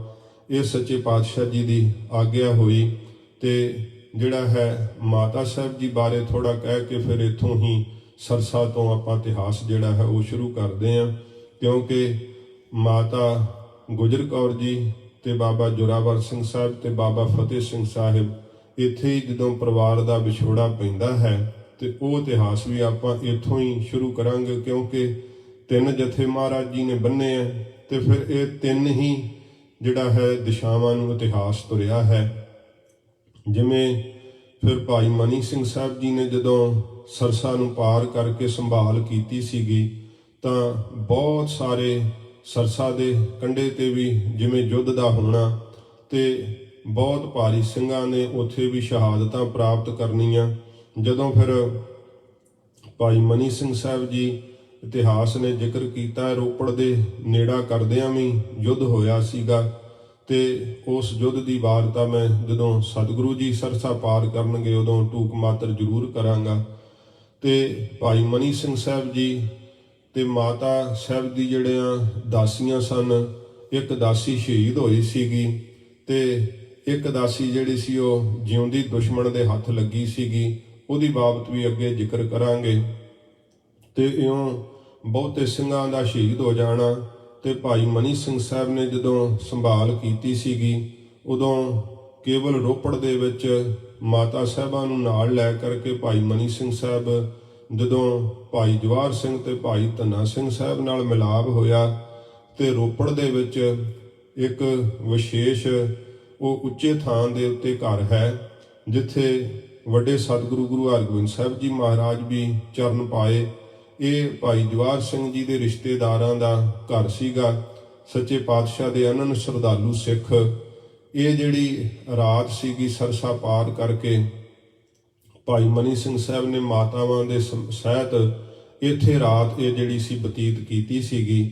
ਤੇ ਜਦੋਂ ਰਾਤ ਬਤੀਤ ਹੋ ਜਾਣ ਤੋਂ ਵੱਡੀ ਸਵੇਰ ਭੇਸ ਬਦਲ ਕਰਕੇ ਜਿਹੜਾ ਸੀ ਬੈਲ ਗੱਡੀ ਜੋ ਕਰਕੇ ਜਿਹੜਾ ਪਠਾਣਾ ਵਰਗਾ ਬਾਹਰੋਂ ਲਿਬਾਸ ਬਣਾ ਕਰਕੇ ਭਾਈ ਧੰਨਾ ਸਿੰਘ ਜੀ, ਭਾਈ ਜਵਾਹਰ ਸਿੰਘ ਜੀ, ਭਾਈ ਮਨੀ ਸਿੰਘ ਸਾਹਿਬ ਤੇ ਮਾਤਾ ਸਾਹਿਬ ਜੀ ਨੂੰ ਇਉਂ ਡੋਲਿਆਂ ਵਿੱਚ ਪਰਦੇ ਵਿੱਚ ਕਰਕੇ ਤੇ ਇਹਨਾਂ ਨੇ ਇੱਥੋਂ ਫਿਰ ਦਿੱਲੀ ਵੱਲ ਨੂੰ ਚਾਲਾ ਮਾਰਿਆ ਸੀ ਕਿ ਕੋਈ ਪਹਿਚਾਣ ਨਾ ਸਕੇ ਕਿ ਕੌਣ ਜਾ ਰਿਹਾ ਹੈ। ਇਸ ਤਰ੍ਹਾਂ ਸਾਰੀ ਵਿਉਂਤ ਭਾਈ ਜਵਾਹਰ ਸਿੰਘ ਨੇ ਭਾਈ ਮਨੀ ਸਿੰਘ ਸਾਹਿਬ ਨਾਲ ਮਿਲ ਕੇ ਬਣਾ ਕਰਕੇ, ਜੇ ਕੋਈ ਪੁੱਛੇ ਤੇ ਕਿਵੇਂ ਕਿਸ ਤਰ੍ਹਾਂ ਜਵਾਬ ਦੇਣਾ ਹੈ, ਤੇ ਇਸ ਤਰ੍ਹਾਂ ਪੜਾਅ ਦਰ ਪੜਾਅ ਫਿਰ ਭਾਈ ਜਵਾਹਰ ਸਿੰਘ ਜੀ ਦੇ ਘਰ ਮਾਤਾ ਜੀ ਦਿੱਲੀ ਵਿੱਚ ਪਹੁੰਚ ਗਏ ਸੀਗੇ। ਰੋਪੜ ਦੇ ਅੰਦਰ ਉਹ ਘਰ ਅਜੇ ਵੀ ਮੌਜੂਦ ਹੈ ਜਿੱਥੇ ਮਾਤਾ ਸਾਹਿਬ ਜੀ ਨੇ, ਮਾਤਾ ਸੁੰਦਰ ਕੌਰ ਜੀ ਅਤੇ ਮਾਤਾ ਸਾਹਿਬ ਕੌਰ ਜੀ ਨੇ ਰਾਤ ਬਤੀਤ ਕੀਤੀ ਸੀ। ਇੱਧਰ ਧੰਨ ਗੁਰੂ ਗੋਬਿੰਦ ਸਿੰਘ ਸੱਚੇ ਪਾਤਸ਼ਾਹ ਜੀ ਮਹਾਰਾਜ ਜਦੋਂ ਸਰਸਾ ਦਾ ਮਹਾਰਾਜ ਜੀ ਨੇ ਨੇੜਾ ਕੀਤਾ, ਤੇ ਇਹ ਜਿਹੜਾ ਹੈ ਨਾ ਸਰਸਾ, ਇਹ ਬਰਸਾਤੀ ਜਿਹੜਾ ਹੈ ਇਹ ਦਰਿਆ ਹੈ। ਜਦੋਂ ਬਰਸਾਤ ਹੁੰਦੀ ਹੈ ਨਾ ਪਹਾੜਾਂ ਦੇ ਵਿੱਚ, ਤੇ ਫਿਰ ਬਰਸਾਤੀ ਜਿਹੜੇ ਨਾਲੇ ਆ ਬਰਸਾਤੀ ਦਰਿਆ ਘੱਗਰਾਦ ਹੁੰਦੇ ਆ, ਇਹ ਦੂਜਿਆਂ ਦਰਿਆਵਾਂ ਨਾਲੋਂ ਵੀ ਕਿਤੇ ਵੱਧ ਵਿਗਿਆਨੀ ਵਿੱਚ ਚੱਲਦੇ ਆ। ਬਹੁਤ ਜ਼ਿਆਦਾ ਇਹਨਾਂ ਵਿੱਚ ਪਾਣੀ ਦਾ ਵੇਗ ਵੱਧ ਜਾਂਦਾ ਹੈ, ਤੇ ਵਰਖਾ ਲਗਾਤਾਰ ਹੋਣੇ ਕਰਕੇ ਪਾਣੀ ਦਾ ਵੇਗ ਬਹੁਤ ਤੇਜ਼ ਵੱਧ ਚੁੱਕਾ ਸੀਗਾ। ਸੱਚੇ ਪਾਤਸ਼ਾਹ ਜੀ ਮਹਾਰਾਜ ਨੇ ਇੱਥੇ ਇਤਿਹਾਸਕਾਰਾਂ ਜ਼ਿਕਰ ਕੀਤਾ ਹੈ ਕਿ ਭੋਰ ਦਾ ਸਮਾਂ ਮਹਾਰਾਜ ਨੂੰ ਇੱਥੇ ਹੋਇਆ ਸੀਗਾ, ਤੇ ਸੱਚੇ ਪਾਤਸ਼ਾਹ ਜੀ ਮਹਾਰਾਜ ਨੇ ਇੱਥੇ ਫਿਰ ਆਦੇਸ਼ ਦਿੱਤਾ ਸੀ ਆਸਾ ਦੀ ਵਾਰ ਦੇ ਕੀਰਤਨ ਦਾ। ਸੰਸਾਰ ਦੇ ਅੰਦਰ ਕੋਈ ਪੀਰ ਪੈਗੰਬਰ ਐਸਾ ਨਹੀਂ ਹੋਇਆ ਹੋਵੇਗਾ ਕਿ ਜਿਹਨੂੰ ਆਪਣੀ ਜ਼ਿੰਦਗੀ ਵਿੱਚ ਦੋ ਕੰਮ ਇਕੱਠੇ ਕਰਨੇ ਪਏ ਹੋਣਗੇ। ਇੱਕ ਬੰਨੇ ਤਾਂ ਤੀਰ ਤੇ ਗੋਲੀਆਂ ਚੱਲਦੇ ਸੀ ਤੇ ਖੰਡੇ ਖੜਕਦੇ ਸਨ, ਇੱਕ ਪਾਸੇ ਆਸਾ ਦੀ ਵਾਰ ਦੀਆਂ ਧੁਨਾਂ ਉੱਠਦੀਆਂ ਸੀ। ਸੱਚੇ ਪਾਤਸ਼ਾਹ ਨੇ ਆਪ ਸਰੰਦਾ ਹੱਥ ਵਿੱਚ ਲੈ ਕੇ ਗਰੀਬ ਨਵਾਜ ਜੀ ਨੇ ਆਸਾ ਦੀ ਵਾਰ ਦਾ ਮਹਾਰਾਜ ਕੀਰਤਨ ਕੀਤਾ। ਗਰੀਬ ਨਵਾਜ ਜੀ ਨੇ ਇੱਕ ਪਾਸੇ ਯੁੱਧ ਛਿੜਿਆ ਹੋਇਆ, ਇੱਕ ਪਾਸੇ ਕੀਰਤਨ ਹੁੰਦਾ ਹੈ। ਕੀਰਤਨ ਦਾ ਭੋਗ ਪਾ ਕੇ ਸੱਚੇ ਪਾਤਸ਼ਾਹ ਜੀ ਮਹਾਰਾਜ ਨੇ ਫਿਰ ਦਰਿਆ ਜਿਹੜਾ ਸੀਗਾ ਸਰਸਾ, ਇਹਨੂੰ ਪਾਰ ਕਰਨ ਲਈ ਮਹਾਰਾਜ ਸਾਹਿਬ ਜੀ ਨੇ ਆਦੇਸ਼ ਦਿੱਤਾ। ਤੇ ਜਦੋਂ ਦਰਿਆ ਇਹ ਸਰਸਾ, ਇਹਦੇ ਵਿੱਚ ਸਿੰਘ ਸੂਰਮੇ ਠਿੱਲੇ ਆ, ਮਹਾਰਾਜ ਆਪਣੀ ਫੌਜ ਦੇ ਸਮੇਤ ਠਿੱਲੇ ਆ ਸੱਚੇ ਪਾਤਸ਼ਾਹ ਜੀ। ਉਦੋਂ ਬਹੁਤ ਵੱਡਾ ਇਤਿਹਾਸਕਾਰਾਂ ਲਿਖਿਆ ਕਿ ਨੁਕਸਾਨ ਹੋਇਆ, ਬਹੁਤ ਸਾਰੇ ਸਿੰਘ ਯੁੱਧ ਦੇ ਅੰਦਰ ਸ਼ਹੀਦ ਹੋ ਗਏ, ਤੇ ਸਰਸਾ ਨਦੀ ਦੀ ਭੇਟ ਵੀ ਬਹੁਤ ਘੋੜੇ ਸਿੰਘ ਜਿਹੜੇ ਸੀ ਉਹ ਚੜ ਗਏ। ਮਹਾਰਾਜ ਸਾਹਿਬ ਜੀ ਦਾ ਬੜਾ ਬੜਮੁੱਲਾ ਖਜ਼ਾਨਾ ਜਦੋਂ ਸਤਿਗੁਰਾਂ ਜੀ ਨੇ ਸ਼੍ਰੀ ਅਨੰਦਪੁਰ ਸਾਹਿਬ ਛੱਡਿਆ, ਉਦੋਂ ਮਹਾਰਾਜ ਨੇ ਆਪਣੇ ਹੱਥ ਲਿਖਤ ਬਹੁਤ ਸਾਰੇ ਗ੍ਰੰਥ, ਜਿਸ ਦੇ ਵਿੱਚ ਵਿਦਿਆ ਸਾਗਰ ਗ੍ਰੰਥ ਦਾ ਵੀ, ਵਿਦਿਆ ਧਾਰ ਵੀ ਉਹਨੂੰ ਕਹਿੰਦੇ, ਵਿਦਿਆ ਸਾਗਰ ਦਾ ਜਿਹੜਾ ਹੈ ਨਾਮ ਦੱਸਦੇ ਆ ਇਤਿਹਾਸਕਾਰ, ਉਹ 9 ਮਣ ਦਾ ਗ੍ਰੰਥ ਸੀਗਾ ਜਿਸ ਵਿੱਚ ਮਹਾਰਾਜ ਸਾਹਿਬ ਜੀ ਦੇ ਕਵੀਆਂ ਦੀਆਂ ਰਚਨਾ। ਉਸ ਗ੍ਰੰਥ ਦੀਆਂ ਕੁਝ ਰਚਨਾਵਾਂ ਦੇ ਹਵਾਲੇ ਕਵੀ ਭਾਈ ਸੰਤੋਖ ਸਿੰਘ ਜੀ ਨੇ ਦਿੱਤੇ ਹੈ, ਜੋ ਸਤਿਗੁਰੂ ਜੀ ਦੇ ਦਰਬਾਰੀ ਕਵੀ ਸਨ। ਉਹਨਾਂ ਦੇ ਪ੍ਰੇਮੀ, ਉਹਨਾਂ ਦੇ ਘਰਾਂ ਵਿੱਚੋਂ ਜਿਵੇਂ ਜਿਵੇਂ ਉਹ ਲਿਖਤਾਂ ਕੁਝ ਖਰੜੇ ਪ੍ਰਾਪਤ ਹੋਏ, ਤੇ ਉਹਨਾਂ ਕਵੀਆਂ ਦੀਆਂ ਰਚਨਾ ਦਾ ਜ਼ਿਕਰ ਕਵੀ ਭਾਈ ਸੰਤੋਖ ਸਿੰਘ ਜੀ ਨੇ ਕੀਤਾ ਹੈ ਸ਼੍ਰੀ ਗੁਰਪ੍ਰਤਾਪ ਸੂਰਜ ਗ੍ਰੰਥ ਦੇ ਅੰਦਰ। ਤੇ ਉਹ 9 ਮਣ ਭਾਰਾ ਗ੍ਰੰਥ ਜਿਹੜਾ ਸਰਸਾ ਦੀ ਭੇਟ ਹੋਇਆ, ਕਿੱਡਾ ਵੱਡਾ ਕਾਵ ਰਚਨਾ ਦਾ ਖਜ਼ਾਨਾ ਹੋਵੇਗਾ। ਸੱਚੇ ਪਾਤਸ਼ਾਹ ਜੀ ਮਹਾਰਾਜ ਜਦੋਂ ਸਰਸਾ ਨੂੰ ਪਾਰ ਕਰਕੇ ਗਰੀਬ ਨਵਾਜ ਜੀ ਨੇ ਸੰਭਾਲ ਕੀਤੀ ਹੈ, ਉਦੋਂ ਕੇਵਲ ਜਿਵੇਂ ਇਤਿਹਾਸ ਨੇ ਜ਼ਿਕਰ ਕੀਤਾ 40 ਸਿੰਘ ਸੱਚੇ ਪਾਤਸ਼ਾਹ ਜੀ ਮਹਾਰਾਜ ਦੇ ਨਾਲ ਪਰਿਵਾਰ ਦਾ ਇਥੋਂ ਖੇਰੂ ਹੋ ਜਾਣਾ। ਮਾਤਾ ਸਾਹਿਬ, ਮਾਤਾ ਗੁਜਰ ਕੌਰ ਜੀ ਤੇ ਛੋਟੇ ਸਾਹਿਬਜ਼ਾਦੇ ਸਰਸਾ ਦੇ ਉਰਲੇ ਕੰਢੇ ਤੇ ਹੀ ਵਿਖੜੇ ਪੈਂਡੇ ਤੇ ਤੁਰ ਪਏ ਸੀਗੇ। ਉਹ ਜ਼ਿਕਰ ਆਪਾਂ ਜਦੋਂ ਸਾਕਾ ਸਰਹੰਦ ਦਾ ਇਤਿਹਾਸ ਜਿਹੜਾ ਹੈ ਸਰਵਣ ਕਰਾਂਗੇ, ਇੱਥੋਂ ਹੀ ਆਪਾਂ ਸਰਵਣ ਕਰਾਂਗੇ। ਧੰਨ ਗੁਰੂ ਗੋਬਿੰਦ ਸਿੰਘ ਸੱਚੇ ਪਾਤਸ਼ਾਹ ਜੀ ਮਹਾਰਾਜ ਜਦੋਂ ਹਜੂਰ ਨੇ ਦਿਨ ਦਾ ਚੜ੍ਹਾਅ ਹੋ ਰਿਹਾ ਸੀ ਤੇ ਰੋਪੜ ਦਾ ਨੇੜਾ ਕੀਤਾ, ਉਸ ਵਕਤ ਜਿਹੜਾ ਹੈ ਇਹ ਤਾਂ 40 ਦੀ ਗਿਣਤੀ ਤਾਂ ਜਿਹੜੀ ਹੈ ਚਮਕੌਰ ਸਾਹਿਬ ਦੇ ਅੰਦਰ ਆ ਕਰਕੇ ਜਿਹੜੀ ਆ ਉਹ ਹੋਣੀ।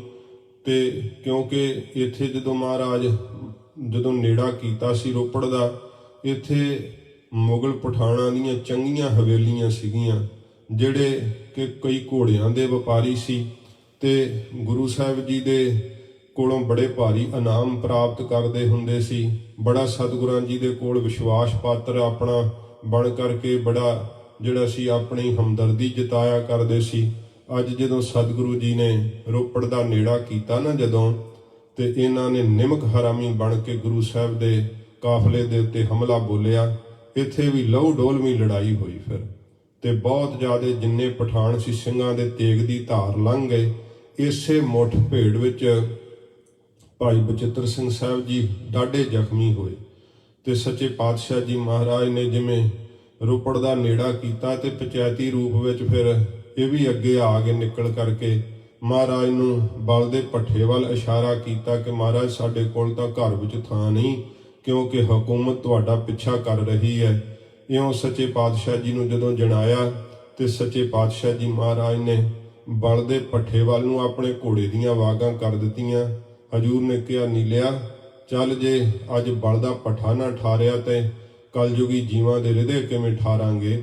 ਸੱਚੇ ਪਾਤਸ਼ਾਹ ਜੀ ਮਹਾਰਾਜ ਨੇ ਤਪਤ ਮਾਹੇ ਠਾਂਡ ਵਰਤਾਈ, ਅਨੰਦ ਭਇਆ ਦੁਖ ਨਾਠੇ ਭਾਈ। ਉਸ ਭੱਠੇ ਦੇ ਉੱਤੇ ਬਲ ਦੇ ਮਗ ਦੇ ਭੱਠੇ ਦੇ ਉੱਤੇ ਹਜੂਰ ਨੇ ਘੋੜਾ ਚਾੜ ਕੇ ਉਸ ਨੂੰ ਸ਼ਾਂਤ ਕਰ ਦਿੱਤਾ ਸੀ। ਉਹਦਾ ਨਾਮ ਗੁਰਦੁਆਰਾ ਭੱਠਾ ਸਾਹਿਬ ਹੈ। ਫਿਰ ਨਗਰ ਕੋਟਲਾ, ਇੱਥੋਂ ਦਾ ਰਹਿਣ ਵਾਲਾ ਨਿਹੰਗ ਖਾਂ, ਵੇਖੋ ਜਿੱਥੇ ਸਾਰੇ ਹੀ ਇਹ ਔਖੇ ਸਮੇਂ ਵਿੱਚ ਪਰਖੇ ਜਾਂਦੇ ਆ ਨਾ, ਉਦੋਂ ਪ੍ਰੀਤ ਕਰਨ ਵਾਲਿਆਂ ਦੀ ਪ੍ਰੀਤ ਵੀ ਜਿਹੜੀ ਆ ਨਾ ਉਹ ਬੜੀ ਵੱਧ ਜਾਂਦੀ ਹੈ। ਇਹ ਕੋਟਲੇ ਨਗਰ ਦਾ ਰਹਿਣ ਵਾਲਾ ਭਾਈ ਨਿਹੰਗ ਖਾਂ, ਇਹ ਵੱਡਿਆਂ ਸਤਿਗੁਰਾਂ ਤੋਂ ਇਹਦੇ ਪੁਰਖੇ ਸ਼ਰਧਾਲੂ ਹੈ।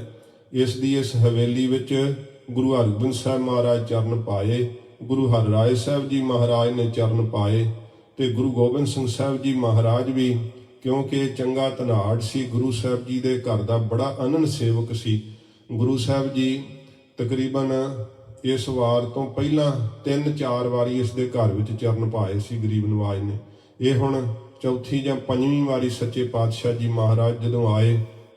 ਨਿਹੰਗ ਖਾਂ ਨੂੰ ਖਬਰਾਂ ਸੀਗੀਆਂ, ਪਰ ਜਦੋਂ ਸੱਚੇ ਪਾਤਸ਼ਾਹ ਦਾ ਦਰਸ਼ਨ ਕੀਤਾ, ਬਹੁਤ ਜ਼ਿਆਦਾ ਨਿਹੰਗ ਖਾਂ ਨੇ ਸ਼ਰਧਾ ਨਾਲ ਮਹਾਰਾਜ ਦੀ ਸੇਵਾ ਕੀਤੀ। ਗਰੀਬ ਨਵਾਜ ਸੱਚੇ ਪਾਤਸ਼ਾਹ ਜੀ ਨੂੰ ਹਵੇਲੀ ਵਿੱਚ ਉਤਾਰਾ ਕਰਵਾਇਆ। ਇੱਥੇ ਸੱਚੇ ਪਾਤਸ਼ਾਹ ਜੀ ਮਹਾਰਾਜ ਨੇ ਸੰਭਾਲ ਕੀਤੀ ਹੈ। ਜਦੋਂ ਇਸ ਪ੍ਰਕਾਰ ਨਿਹੰਗ ਖਾਂ ਨੇ ਆਪਣੇ ਪਰਿਵਾਰ ਸਮੇਤ ਸਤਿਗੁਰੂ ਜੀ ਦੀ ਸੇਵਾ ਵਿੱਚ, ਕਿਉਂਕਿ ਸਤਿਗੁਰੂ ਜੀ ਦੀ ਸੇਵਾ ਕਰਨੀ ਉਸ ਸਮੇਂ ਜਾਨ ਤਲੀ ਤੇ ਧਰਨ ਵਾਲੀ ਗੱਲ, ਪਰ ਜਿਨ੍ਹਾਂ ਨੇ ਸਤਿਗੁਰਾਂ ਜੀ ਨੂੰ ਆਪਾ ਹੀ ਭੇਟ ਕੀਤਾ ਹੋਇਆ, ਉਹ ਮਰਨ ਤੋਂ ਪਰਵਾਹ ਨਹੀਂ ਕਰਦੇ। ਸੱਚੇ ਪਾਤਸ਼ਾਹ ਜੀ ਦੀ ਸੇਵਾ ਨੂੰ ਉੱਤਮ ਸਮਝਦੇ, ਕਿਉਂਕਿ ਮਹਾਰਾਜ ਦੀ ਸੇਵਾ ਦੋਹਾਂ ਲੋਕਾਂ ਵਿੱਚ ਸੁੱਖ ਦੇਣ ਵਾਲੀ ਹੈ। ਨਿਹੰਗ ਖਾਂ ਨੇ ਬਹੁਤ ਭਾਵਨਾ ਨਾਲ ਮਹਾਰਾਜ ਦੀ ਸੇਵਾ ਕੀਤੀ। ਉੱਥੇ ਹੀ ਫਿਰ ਭਾਈ ਬਚਿੱਤਰ ਸਿੰਘ ਸਾਹਿਬ ਨੂੰ ਬਾਹਲੀ ਜ਼ਖਮੀ ਹਾਲਤ ਵਿੱਚ ਜਦੋਂ ਬਾਬਾ ਅਜੀਤ ਸਿੰਘ ਸਾਹਿਬ ਜੀ ਪਿੱਛੋਂ ਲੈ ਕਰਕੇ ਆਏ, ਇੱਥੇ ਸੱਚੇ ਪਾਤਸ਼ਾਹ ਜੀ ਮਹਾਰਾਜ ਨੇ ਭਾਈ ਬਚਿੱਤਰ ਸਿੰਘ ਸਾਹਿਬ ਦਾ ਮਲਮ ਪੱਟੀ ਦਾ ਜਿਹੜਾ ਸੀ ਇਲਾਜ ਆਦਿਕ ਜਿਹੜਾ ਉਹ ਕਰਵਾਇਆ, ਤੇ ਆਪ ਸੱਚੇ ਪਾਤਸ਼ਾਹ ਜੀ ਮਹਾਰਾਜ ਇੱਥੋਂ ਫਿਰ ਤਿਆਰ ਹੋ ਕੇ ਗਰੀਬ ਨਵਾਜ ਸੱਚੇ ਪਾਤਸ਼ਾਹ ਨੇ ਚੱਲਣਾ ਹੀ ਬਿਹਤਰ ਸਮਝਿਆ। ਆਪ ਸੱਚੇ ਪਾਤਸ਼ਾਹ ਜੀ ਮਹਾਰਾਜ ਤਿਆਰ ਹੋ ਕਰਕੇ ਚੱਲੇ। ਭਾਈ ਬਚਿੱਤਰ ਸਿੰਘ ਸਾਹਿਬ ਬਾਹਲਾ ਜ਼ਖਮੀ ਹਾਲਤ ਵਿੱਚ ਸਨ, ਜੋ ਘੋੜੇ ਦੀ ਸਵਾਰੀ ਨਹੀਂ ਸੀ ਕਰ ਸਕਦੇ, ਕਿਉਂਕਿ ਬਾਹਲੇ ਡੂੰਘੇ ਫੱਟ ਲੱਗ ਚੁੱਕੇ ਸਨ। ਇਉਂ ਫਿਰ ਸੱਚੇ ਪਾਤਸ਼ਾਹ ਜੀ ਮਹਾਰਾਜ ਉੱਥੋਂ ਚਾਲਾ ਮਾਰਿਆ। ਉਸ ਰਾਤ ਹੀ ਜਿਹੜਾ ਹੈ ਸੋ ਅਗਲਾ ਦਿਨ ਲੰਘ ਕੇ ਤੇ ਭਾਈ ਬਚਿੱਤਰ ਸਿੰਘ ਸਾਹਿਬ ਜੀ ਫਿਰ ਸ਼ਹੀਦ ਹੁੰਦੇ ਆ, ਤੇ ਸੂਹ ਮਿਲਦੀ ਹੈ ਇੱਥੋਂ ਦੇ ਰੋਪੜ ਦੇ ਕੋਤਵਾਲ ਨੂੰ, ਤੇ ਫਿਰ ਇਹਦੀ ਨਿਹੰਗ ਖਾਂ ਦੀ ਹਵੇਲੀ ਘੇਰੇ ਵਿੱਚ ਲਈ ਜਾਂਦੀ ਹੈ। ਤੇ ਭਾਈ ਬਚਿੱਤਰ ਸਿੰਘ ਸਾਹਿਬ ਜਦੋਂ ਅੰਦਰ ਕੋਠੜੀ ਵਿੱਚ ਉਹਨਾਂ ਨੂੰ ਜਿਹੜਾ ਸੀਗਾ ਉੱਥੇ ਛੁਪਾਇਆ ਹੋਇਆ ਸੀ, ਤੇ ਜਦੋਂ ਘੇਰਾ ਪਿਆ ਸਾਰੀ ਹਵੇਲੀ ਨੂੰ, ਤਲਾਸ਼ੀ ਲਈ ਰੋਪੜ ਦੇ ਕੋਤਵਾਲ ਨੇ। ਜਦੋਂ ਤਲਾਸ਼ੀ ਵਿੱਚ ਕੁਝ ਨਾ ਲੱਭਿਆ, ਫਿਰ ਅੰਦਰ ਜਿਹੜੀ ਕੋਠੜੀ ਸੀ ਉਸ ਨੂੰ ਵੇਖਣ ਵਾਸਤੇ ਉਹਨਾਂ ਨੇ ਜਿੱਦ ਕੀਤੀ, ਤੇ ਨਿਹੰਗ ਖਾਂ ਨੇ ਤਿਸ ਸਮੇਂ ਕਿਹਾ ਕਿ ਅੰਦਰ ਮੇਰੀ ਲੜਕੀ ਤੇ ਮੇਰਾ ਦਾਮਾਦ ਹੈ, ਜੇ ਤੁਸੀਂ ਚਾਹੁੰਦੇ ਹੋ ਆਪਣੀ ਜਿਹੜੀ ਤਸੱਲੀ ਕਰਨ ਵਾਸਤੇ ਤੇ ਮੈਂ ਕੋਠੜੀ ਦਾ ਦਰਵਾਜ਼ਾ ਖੁਲਾ ਦਿੰਦਾ ਹਾਂ। ਤੇ ਉਹ ਕੋਤਵਾਲ ਨੇ ਇਤਬਾਰ ਕਰਕੇ ਫਿਰ ਵਾਪਸ ਪਰਤ ਗਿਆ ਸੀਗਾ। ਬੀਬੀ ਮੁਮਤਾਜ਼ ਇਹ ਨਿਹੰਗ ਖਾਂ ਦੀ ਲੜਕੀ ਸੀਗੀ, ਤੇ ਜਦੋਂ ਇਹ ਬਚਨ ਨਿਹੰਗ ਖਾਂ ਨੇ ਆਖੇ ਸੀਗੇ, ਤੇ ਫਿਰ ਬੀਬੀ ਮੁਮਤਾਜ਼ ਨੇ ਮਨ ਬਾਣੀ ਸ਼ਰੀਰ ਕਰਕੇ ਭਾਈ ਬਚਿੱਤਰ ਸਿੰਘ ਸਾਹਿਬ ਨੂੰ ਆਪਣਾ ਪਤੀ ਮੰਨ ਲਿਆ ਸੀ। ਸਾਰੀ ਜ਼ਿੰਦਗੀ ਇਹਨਾਂ ਨੇ ਫਿਰ ਨਿਕਾਹ ਨਹੀਂ ਕੀਤਾ। 130-35 ਸਾਲ ਦੇ ਕਰੀਬ ਆਪਣਾ ਜੀਵਨ ਜੀਵਿਆ, ਤੇ ਸੱਚੇ ਪਾਤਸ਼ਾਹ ਦੇ ਪਿਆਰ ਵਿੱਚ ਆਪਣੀ ਜ਼ਿੰਦਗੀ ਜਿਹੜੀ ਸੀ ਉਹ ਬਤੀਤ ਕੀਤੀ। ਇਹ ਸੱਚੇ ਪਾਤਸ਼ਾਹ ਜੀ ਦੇ ਜਿਹੜੇ ਨਿਕਟਵਰਤੀ ਸਿੰਘ ਭਾਈ ਬਚਿੱਤਰ ਸਿੰਘ ਸਾਹਿਬ ਦਾ ਉੱਥੇ ਸ਼ਹੀਦ ਹੋਣਾ। ਜਦੋਂ ਗੁਰਦੁਆਰਾ ਭੱਠਾ ਸਾਹਿਬ ਤੋਂ ਫਾਟਕ ਟੱਪ ਕੇ ਅੰਦਰ ਨਗਰ ਵੱਲ ਨੂੰ ਜਾਈਏ, ਉੱਥੇ ਇਹ ਅਸਥਾਨ ਬਣਿਆ ਹੋਇਆ ਹੈ ਤੇ ਭਾਈ ਬਚਿੱਤਰ ਸਿੰਘ ਸਾਹਿਬ ਦਾ ਯਾਦਗਾਰ ਵਜ ਵੱਲੋਂ ਪਹਿਲੋਂ ਢਾਲਾ ਉੱਥੇ ਰੱਖਿਆ ਹੁੰਦਾ ਸੀ, ਹੁਣ ਨਹੀਂ ਪਤਾ। ਤੋ ਇਸ ਪ੍ਰਕਾਰ ਇਹ ਯਾਦਗਾਰ ਵੀ ਉੱਥੇ ਸੀਗੀ। ਧੰਨ ਗੁਰੂ ਗੋਬਿੰਦ ਸਿੰਘ ਸੱਚੇ ਪਾਤਸ਼ਾਹ ਜੀ ਮਹਾਰਾਜ ਜਿਵੇਂ ਫਿਰ ਬਾਹਮਣੇ ਮਾਜਰੇ ਤੋਂ ਬੂਰ ਮਾਜਰੇ ਨੂੰ ਸੱਚੇ ਪਾਤਸ਼ਾਹ ਜੀ ਹੁੰਦੇ ਹੋਏ ਕਿਵੇਂ ਚਮਕੌਰ ਸਾਹਿਬ ਨੂੰ ਸੱਚੇ ਪਾਤਸ਼ਾਹ ਜੀ ਚਾਲਾ ਮਾਰਦੇ ਐ, ਉਹ ਇਤਿਹਾਸ ਆਪਾਂ ਸਰਵਣ ਕਰੀਏ। ਤੇ ਚਮਕੌਰ ਸਾਹਿਬ ਦਾ ਇਤਿਹਾਸ ਅੱਜ ਸ਼ੁਰੂ ਹੋ ਜਾਵੇਗਾ, ਕਿਉਂਕਿ ਉੱਥੇ ਸ਼ਹੀਦੀ ਜੋੜ ਮੇਲਾ ਸ਼ੁਰੂ ਹੋ ਚੁੱਕਾ ਹੈ। ਇਹ ਚਮਕੌਰ ਸਾਹਿਬ ਦੇ ਜੋ ਮਹਾਨ ਮਹਾਯੁੱਧ ਦੀ ਕਥਾ ਹੈ, ਇੱਥੇ 2-3 ਦਿਨ ਤਕਰੀਬਨ ਲੱਗ ਜਾਣਗੇ ਤੇ ਫਿਰ ਆਪਾਂ ਜੋ ਹੈ ਸਾਕਾ ਸਰਹੰਦ ਦੀ ਕਥਾ ਜਿਹੜੀ ਆ ਉਹ ਸਰਵਣ ਕਰਾਂਗੇ। ਇੰਨੇ ਦਿਨ ਹੁਣ ਜਿਹੜਾ ਹੈ ਚਮਕੌਰ ਸਾਹਿਬ ਦਾ ਇਤਿਹਾਸ ਥੋੜਾ ਜਿਹਾ ਚੱਲੇਗਾ, ਆਪ ਜੀ ਨੇ ਪਿਆਰ ਸ਼ਰਧਾ ਨਾਲ ਸਰਵਣ ਕਰਨਾ। ਆਓ ਮਹਾਰਾਜ ਜਦੋਂ ਜਿਹੜਾ ਹੈ ਕੋਟਲੇ ਨਗਰ ਤੋਂ ਨਿਹੰਖਾਂ ਤੋਂ ਸੱਚੇ ਪਾਤਸ਼ਾਹ ਜੀ ਵਿਦਾ ਹੋ ਕਰਕੇ ਤੁਰੇ ਹੈ ਤੇ ਗਰੀਬ ਨਵਾਜ਼ ਸੱਚੇ ਪਾਤਸ਼ਾਹ ਜੀ ਮਹਾਰਾਜ ਚਮਕੌਰ ਸਾਹਿਬ ਵੱਲ ਨੂੰ ਕਿਵੇਂ ਪਹੁੰਚਦੇ ਹੈ, ਆਓ ਪਿਆਰ ਨਾਲ ਸਰਵਣ ਕਰੀਏ ਜੀ। ਦੋਹਰਾ ਆਪ ਕੋ ਹੋਏ ਗਇਓ। ਆਪੋ ਆਪਣਾ ਜਿਹੜਾ ਸੀ ਨਾ ਭਾਵ ਜਿਹੜਾ ਜਿੱਥੇ ਜਿਸ ਜਥੇ ਵਿੱਚ ਸੀਗਾ, ਜਿਸ ਨੂੰ ਜਿਸ ਤਰ੍ਹਾਂ ਦਾ ਆਪੋ ਆਪਣਾ ਕੋਈ ਸਾਥ ਮਿਲਿਆ ਏ। ਜੋ ਬਹੀਰ ਗੁਰ ਕੀਰ। ਸੱਚੇ ਪਾਤਸ਼ਾਹ ਜੀ ਦਾ ਜਿਹੜਾ ਬਹੀਰ ਸੀ ਸਾਰਾ ਹੀ ਖਿੰਡ ਗਿਆ, ਪਰਿਵਾਰ ਸਾਰਾ ਖੇਰੂ ਹੋ ਗਿਆ। ਕੋ ਲੁੱਟਿਓ ਕੋ ਬਚ ਰਹਿਓ। ਕੋਈ ਤਾਂ ਇਉਂ ਲੁੱਟਿਆ ਗਿਆ ਤੇ ਕੋਈ ਬਚ ਗਿਆ। ਕੋ ਲੜ ਮ੍ਰਿਤ ਤਿਸ ਬੇਰ। ਕੋਈ ਲੜ ਕਰਕੇ ਸਿੰਘ ਸ਼ਹੀਦ ਹੋ ਗਿਆ ਤਿਸੇ ਵੇਲੇ। ਭੁਜੰਗ ਛੰਦ ਚਲੇ ਆਪ ਨਾਥੰ ਦਿਸ਼ਾ ਦਛਨੀ ਕੋ। ਦੱਖਣ ਦੀ ਦਿਸ਼ਾ ਵੱਲ ਨੂੰ ਮਾਲਕ ਗੁਰੂ ਗੋਬਿੰਦ ਸਿੰਘ ਸਾਹਿਬ ਜੀ ਮਹਾਰਾਜ ਆਪ ਚੱਲ ਪਏ ਸੱਚੇ ਪਾਤਸ਼ਾਹ। ਹੁਤੋ ਮਾਜਰਾ ਬੂਰ ਨਾਮ ਜਿਸੀ ਕੋ। ਬੂਰ ਮਾਜਰਾ ਨਗਰ ਦਾ ਨਾਮ ਹੈ ਜਿਸ ਪਿੰਡ ਦਾ। ਤਿਸੀ ਗ੍ਰਾਮ ਆਏ ਥਿਰੇ ਥੋਰ ਕਾਲਾ। ਉਸ ਨਗਰ ਵਿੱਚ ਆਏ ਸੱਚੇ ਪਾਤਸ਼ਾਹ ਤੇ ਥੋੜਾ ਸਮਾਂ ਮਹਾਰਾਜ ਜੀ ਰੁਕੇ ਐ। ਕਹਿਓ ਦਾਸ ਕੋ ਨੀਰ ਆਨੋ ਉਤਾਲਾ। ਮਹਾਰਾਜ ਨੇ ਸੇਵਕ ਨੂੰ ਕਿਹਾ ਭਾਈ ਜਲ ਲਿਆ ਛੇਤੀ ਨਾਲ। ਸੁਨੇ ਸਿੰਘ ਨੇ ਡੋਰ ਲੋਟਾ ਸੰਭਾਰਾ। ਸੁਣ ਕਰਕੇ ਸਿੰਘ ਨੇ ਜਿਹੜਾ ਗੜਵਾ ਸੀਗਾ ਉਹ ਜਲ ਵਾਲਾ ਸੰਭਾਲਣਾ ਕੀਤਾ। ਤਹਾਂ ਕੂਪ ਤੇ ਨੀਰ ਨੀਕੋ ਨਿਕਾਰਾ। ਸੋਹਣਾ ਜਲ ਜਿਹੜਾ ਸੀ ਖੂਹ ਤੋਂ ਕੱਢਣਾ ਕੀਤਾ। ਗੁਰੂ ਕੋ ਦਿਓ ਆਨ ਲੀਨੋ ਤਦਾਈ। ਤਦੋਂ ਲਿਆ ਕਰਕੇ ਸੱਚੇ ਪਾਤਸ਼ਾਹ ਦੇ ਸਾਹਮਣੇ ਜਲ ਜਿਹੜਾ ਸੀ ਉਹ ਭੇਟ ਕੀਤਾ। ਚੁਲੇ ਕੀਨ ਨੇਤਰੰ ਪਖਾਰੇ ਬਣਾਈ। ਸੱਚੇ ਪਾਤਸ਼ਾਹ ਨੇ ਚੂਲੇ ਕੀਤੇ, ਨੇਤਰਾਂ ਤੇ ਜਲ ਪਾਇਆ। ਸੱਚੇ ਪਾਤਸ਼ਾਹ ਨੇ ਆਪਣਾ ਮੁਖਾਰ ਬਿੰਦ ਸਤਿਗੁਰਾਂ ਜੀ ਨੇ ਤਿਸ ਸਮੇਂ ਸਾਫ਼ ਕੀਤਾ। ਕਛੂ ਪਾਨ ਕਿਨੋ ਮਲੰਹੀਨ ਪਾਨੀ। ਜਿਹੜਾ ਬੜਾ ਹੀ ਉੱਤਮ ਨਿਰਮਲ ਜਲ ਹੈ, ਸਾਫ਼ ਜਲ ਹੈ। ਕੁਝ ਕੁ ਸੱਚੇ ਪਾਤਸ਼ਾਹ ਜੀ ਨੇ ਫਿਰ ਜਲ ਗਰੀਬ ਨਵਾਜ ਨੇ ਛਕਣਾ ਕੀਤਾ। ਉਤੇ ਸਿੰਘ ਸੰਗੀ ਜਿਨੇ ਚਾਹ ਠਾਨੀ। ਜਿਹੜੇ ਨਾਲ ਸਾਥੀ ਸਿੰਘ ਸਨ, ਜਿਨ ਫਿਰ ਇੱਛਾ ਕੀਤੀ ਜਲ ਦੇ ਛਕਣ ਦੀ। ਮੁਖੰ ਧੋਏ ਲੀਨਾ ਚਹਿਓ ਪਾਨ ਕੀਨਾ। ਜਿਨੇ ਛਕਣਾ ਸੀ ਜਲ ਛਕ ਲਿਆ, ਜਿਸ ਨੇ ਮੁਖ ਧੋਣਾ ਸੀ ਮੁਖ ਧੋ ਲੈਣਾ ਕੀਤਾ। ਚਲੇ ਫਿਰ ਆਗੇ ਜਹਾਂ ਪੰਥ ਚੀਨਾ। ਸੱਚੇ ਪਾਤਸ਼ਾਹ ਫਿਰ ਅੱਗੇ ਚੱਲ ਪਏ ਜਿੱਧਰ ਨੂੰ ਮਹਾਰਾਜ ਸਾਹਿਬ ਨੇ ਰਸਤਾ ਜਾਣਿਆ। ਗਰੀਬ ਨਵਾਜ ਜੀ ਫਿਰ ਅੱਗੇ ਰਸਤੇ ਤੇ ਚੱਲ ਪਏ। ਜਿਸ ਖੂਹ ਦਾ ਹਜੂਰ ਨੇ ਜਲ ਛਕਿਆ ਉੱਥੇ ਅੱਜ ਪਵਿੱਤਰ ਸਥਾਨ ਵਿਦਿਮਾਨ ਹੈ। ਗਰੀਬ ਨਵਾਜ ਸੱਚੇ ਪਾਤਸ਼ਾਹ ਜੀ ਨੇ ਬੂਰ ਮਾਜਰੇ ਪਿੰਡ ਜਿੱਧਰ ਜੀ ਹਜੂਰ ਲੰਘੇ ਐ, ਸੱਚੇ ਪਾਤਸ਼ਾਹ ਜੀ ਮਹਾਰਾਜ ਨੂੰ ਉਹ ਰਾਹਾਂ ਸਦਾ ਲਈ ਉਹ ਜਗ੍ਹਾ ਯਾਦ ਕਰਦੀਆਂ। ਉਹ ਧਰਤੀ, ਉਹ ਆਕਾਸ਼ ਸੱਚੇ ਪਾਤਸ਼ਾਹ ਜੀ ਦੀਆਂ ਯਾਦਾਂ ਨੂੰ ਅੱਜ ਵੀ ਸਾਂਭੀ ਬੈਠਾ ਹੈ। ਗਰੀਬ ਨਵਾਜ ਸੱਚੇ ਪਾਤਸ਼ਾਹ ਜਦੋਂ ਅੱਗੇ ਦਾ ਰਸਤਾ ਲਿਆ ਹੈ।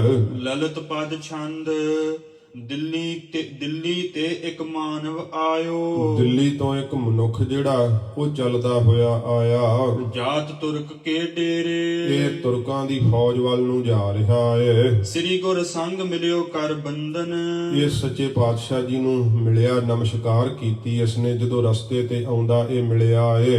ਬੂਝਿਓ ਸਿੰਘਨ ਹੇਰੇ। ਸਿੰਘਾਂ ਨੇ ਵੇਖ ਕੇ ਇਸ ਦੇ ਤਾਈਂ ਪੁੱਛਣਾ ਕੀਤਾ, ਕਿਤ ਤੇ ਆਇਓ ਜਾਏ ਕਹਾਂ ਕੋ। ਭਈ ਤੂੰ ਕਿੱਧਰ ਕਿੱਧਰੋਂ ਆਇਆ ਤੇ ਕਿੱਧਰ ਚੱਲਿਆ ਏ? ਉਤ ਲਾਵਤ ਚਲ ਰਾਹੂ, ਬੜਾ ਕਾਲੀ ਨਾਲ ਰਸਤੇ ਤੇ ਚੱਲ ਰਿਹਾ ਏ। ਸੁਨ ਕੈ ਸਭ ਤਿਨ ਸਕਲ ਬਤਾਈ। ਸਤਿਗੁਰੂ ਜੀ ਨੂੰ ਵੇਖ ਲਿਆ ਇਸਨੇ, ਤੇ ਇਹਨੇ ਫਿਰ ਸਤਿਗੁਰੂ ਜੀ ਨੂੰ ਵੇਖ ਕੇ ਤੇ ਸਾਰੀ ਗੱਲ ਜਿਹੜੀ ਸੀ ਉਹ ਭੇਦ ਸਾਰਾ ਦੱਸਣਾ ਕੀਤਾ। ਜਾਉ ਤੁਰਕ ਦਲ ਮਾਹੂ, ਕਹਿਣ ਲੱਗਾ ਮਹਾਰਾਜ ਮੈਂ ਤੁਰਕਾਂ ਦੀ ਸੈਨਾ ਵਿੱਚ ਜਾ ਰਿਹਾ। ਵੇਖੋ ਜਿਹੜੇ ਧਰਮੀ ਐ ਉਹ ਧਰਮ ਵੀ ਪਾਲਦੇ ਆ, ਚਾਹੇ ਤੁਰਕਾਂ ਦੀ ਸੈਨਾ 'ਚ ਜਾ ਰਿਹਾ ਹੈ। ਤੁਰਕ ਸੈਨਾ ਦੇ ਅੰਦਰ ਵੀ ਐਸੇ ਜਿਹੜੇ ਪਾਪੀ ਪੇਟ ਦੀ ਖਾਤਰ ਨੌਕਰੀ ਕਰਦੇ ਹੋਣਗੇ, ਪਰ ਮਨੋ ਸਤਿਗੁਰੂ ਜੀ ਦੇ ਵੱਲ ਹੋਣਗੇ ਭਾਵੇਂ, ਕਿਉਂਕਿ ਸੱਚੇ ਪਾਤਸ਼ਾਹ ਜੀ ਮਹਾਰਾਜ ਜਿਨ੍ਹਾਂ ਨੇ ਧਰਮ ਰੱਖ ਕੇ ਵਿਖਾਇਆ ਹੈ ਤੇ ਅਧਰਮੀ ਜਾਣ ਕਰਕੇ ਸੱਚੇ ਪਾਤਸ਼ਾਹ ਨੇ ਇਹਨਾਂ ਨੂੰ ਨਾਸ਼ ਕਰਨਾ ਕੀਤਾ ਹੈ। ਇਹ ਸਤਿਗੁਰਾਂ ਜੀ ਨੂੰ ਇਹ ਦੱਸਣ ਲੱਗਾ ਏ। ਖਵਾਜ ਮਰਦ ਕੇ ਚਮੂ, ਖਵਾਜ ਮਰਦ ਨੇ ਚਮੂ ਹਕਾਰੀ। ਮਹਾਰਾਜ ਜਿਹੜਾ ਖਵਾਜਾ ਮਰਦੂਦ ਹੈ ਵੱਡਾ ਸੈਨਾਪਤੀ ਇਸ ਦਾ ਨਰੰਗੇ ਦਾ, ਉਹਨੇ ਮਹਾਰਾਜ ਸੈਨਾ ਹੋਰ ਦਿੱਲੀੋਂ ਬੁਲਾ ਲਈ ਹੈ। ਗੁਰ ਗਹਿਬੇ ਕੇ ਹੇਤੂ, ਸੱਚੇ ਪਾਤਸ਼ਾਹ ਜੀ ਤੁਹਾਨੂੰ ਫੜਨ ਵਾਸਤੇ ਸੋ 10 ਲੱਖ ਆਏ ਅਸਵਾਰ ਹੈ। ਉਹ 10 ਲੱਖ ਹੈ ਜਿਹੜੀ ਫੌਜ ਚੜੀ ਹੈ। ਇਹ ਹੁਣ ਸ਼੍ਰੀ ਆਨੰਦਪੁਰ ਸਾਹਿਬ ਜਿਸ ਫੌਜ ਨੇ ਘੇਰਾ ਪਾਇਆ ਹੈ, ਸੂਬੇਦਾਰਾਂ ਦੀਆਂ ਕਿੰਨੀਆਂ ਕਿੰਨੀਆਂ ਫੌਜਾਂ, ਪਹਾੜੀ ਰਾਜਿਆਂ ਦੀਆਂ ਕਿੰਨੀਆਂ ਫੌਜਾਂ, ਇਹ ਦਿੱਲੀ ਤੋਂ ਜਿਹੜੀ ਪਿੱਛੋਂ ਤਾਜ਼ਾ ਦਮ ਫੌਜ ਆਈ ਹੈ ਇਹਦੀ ਗਿਣਤੀ 10 ਲੱਖ ਹੈ। ਤੇ ਇਹ ਗਿਣਤੀ ਕੇਵਲ ਇਤਿਹਾਸ ਦੇ ਪੰਨਿਆਂ ਤੇ ਨਹੀਂ ਲਿਖੀ ਹੋਈ, ਇਹ ਗਿਣਤੀ ਹਜੂਰ ਨੇ ਜ਼ਬਰਨਾਮੇ ਵਿੱਚ ਆਪਣੀ ਕਲਮ ਨਾਲ ਵੀ ਲਿਖੀ ਹੈ। ਨਰੰਗੇ ਨੂੰ ਜਦੋਂ ਸੱਚੇ ਪਾਤਸ਼ਾਹ ਨੇ ਫਤਿਹ ਦੀ ਚਿੱਠੀ ਲਿਖੀ ਹੈ, ਉਹਦੇ ਵਿੱਚ ਮਹਾਰਾਜ ਨੇ ਇਸ 10 ਲੱਖ ਦੀ ਗਿਣਤੀ ਦਾ ਜ਼ਿਕਰ ਕੀਤਾ ਏ। ਆਨ ਮਿਲੇ ਦਿਓ ਭੇਤੂ, ਆਣ ਕੇ ਮਿਲਿਆ ਭੇਤ ਇਹਨੇ ਦਿੱਤਾ ਸਾਰਾ। ਰਹੀ ਨਿਕਟ ਆਵਤ ਵੱਡ ਸੈਨਾ, ਮਹਾਰਾਜ ਨੇੜੇ ਹੀ ਰਹਿ ਗਈ ਇਹ ਸੈਨਾ, ਵੱਡੀ ਗਿਣਤੀ ਵਿੱਚ ਜਿਹੜੀ ਆ ਰਹੀ ਹੈ, ਬਹੁਤੀ ਦੂਰ ਨਹੀਂ ਹੈ।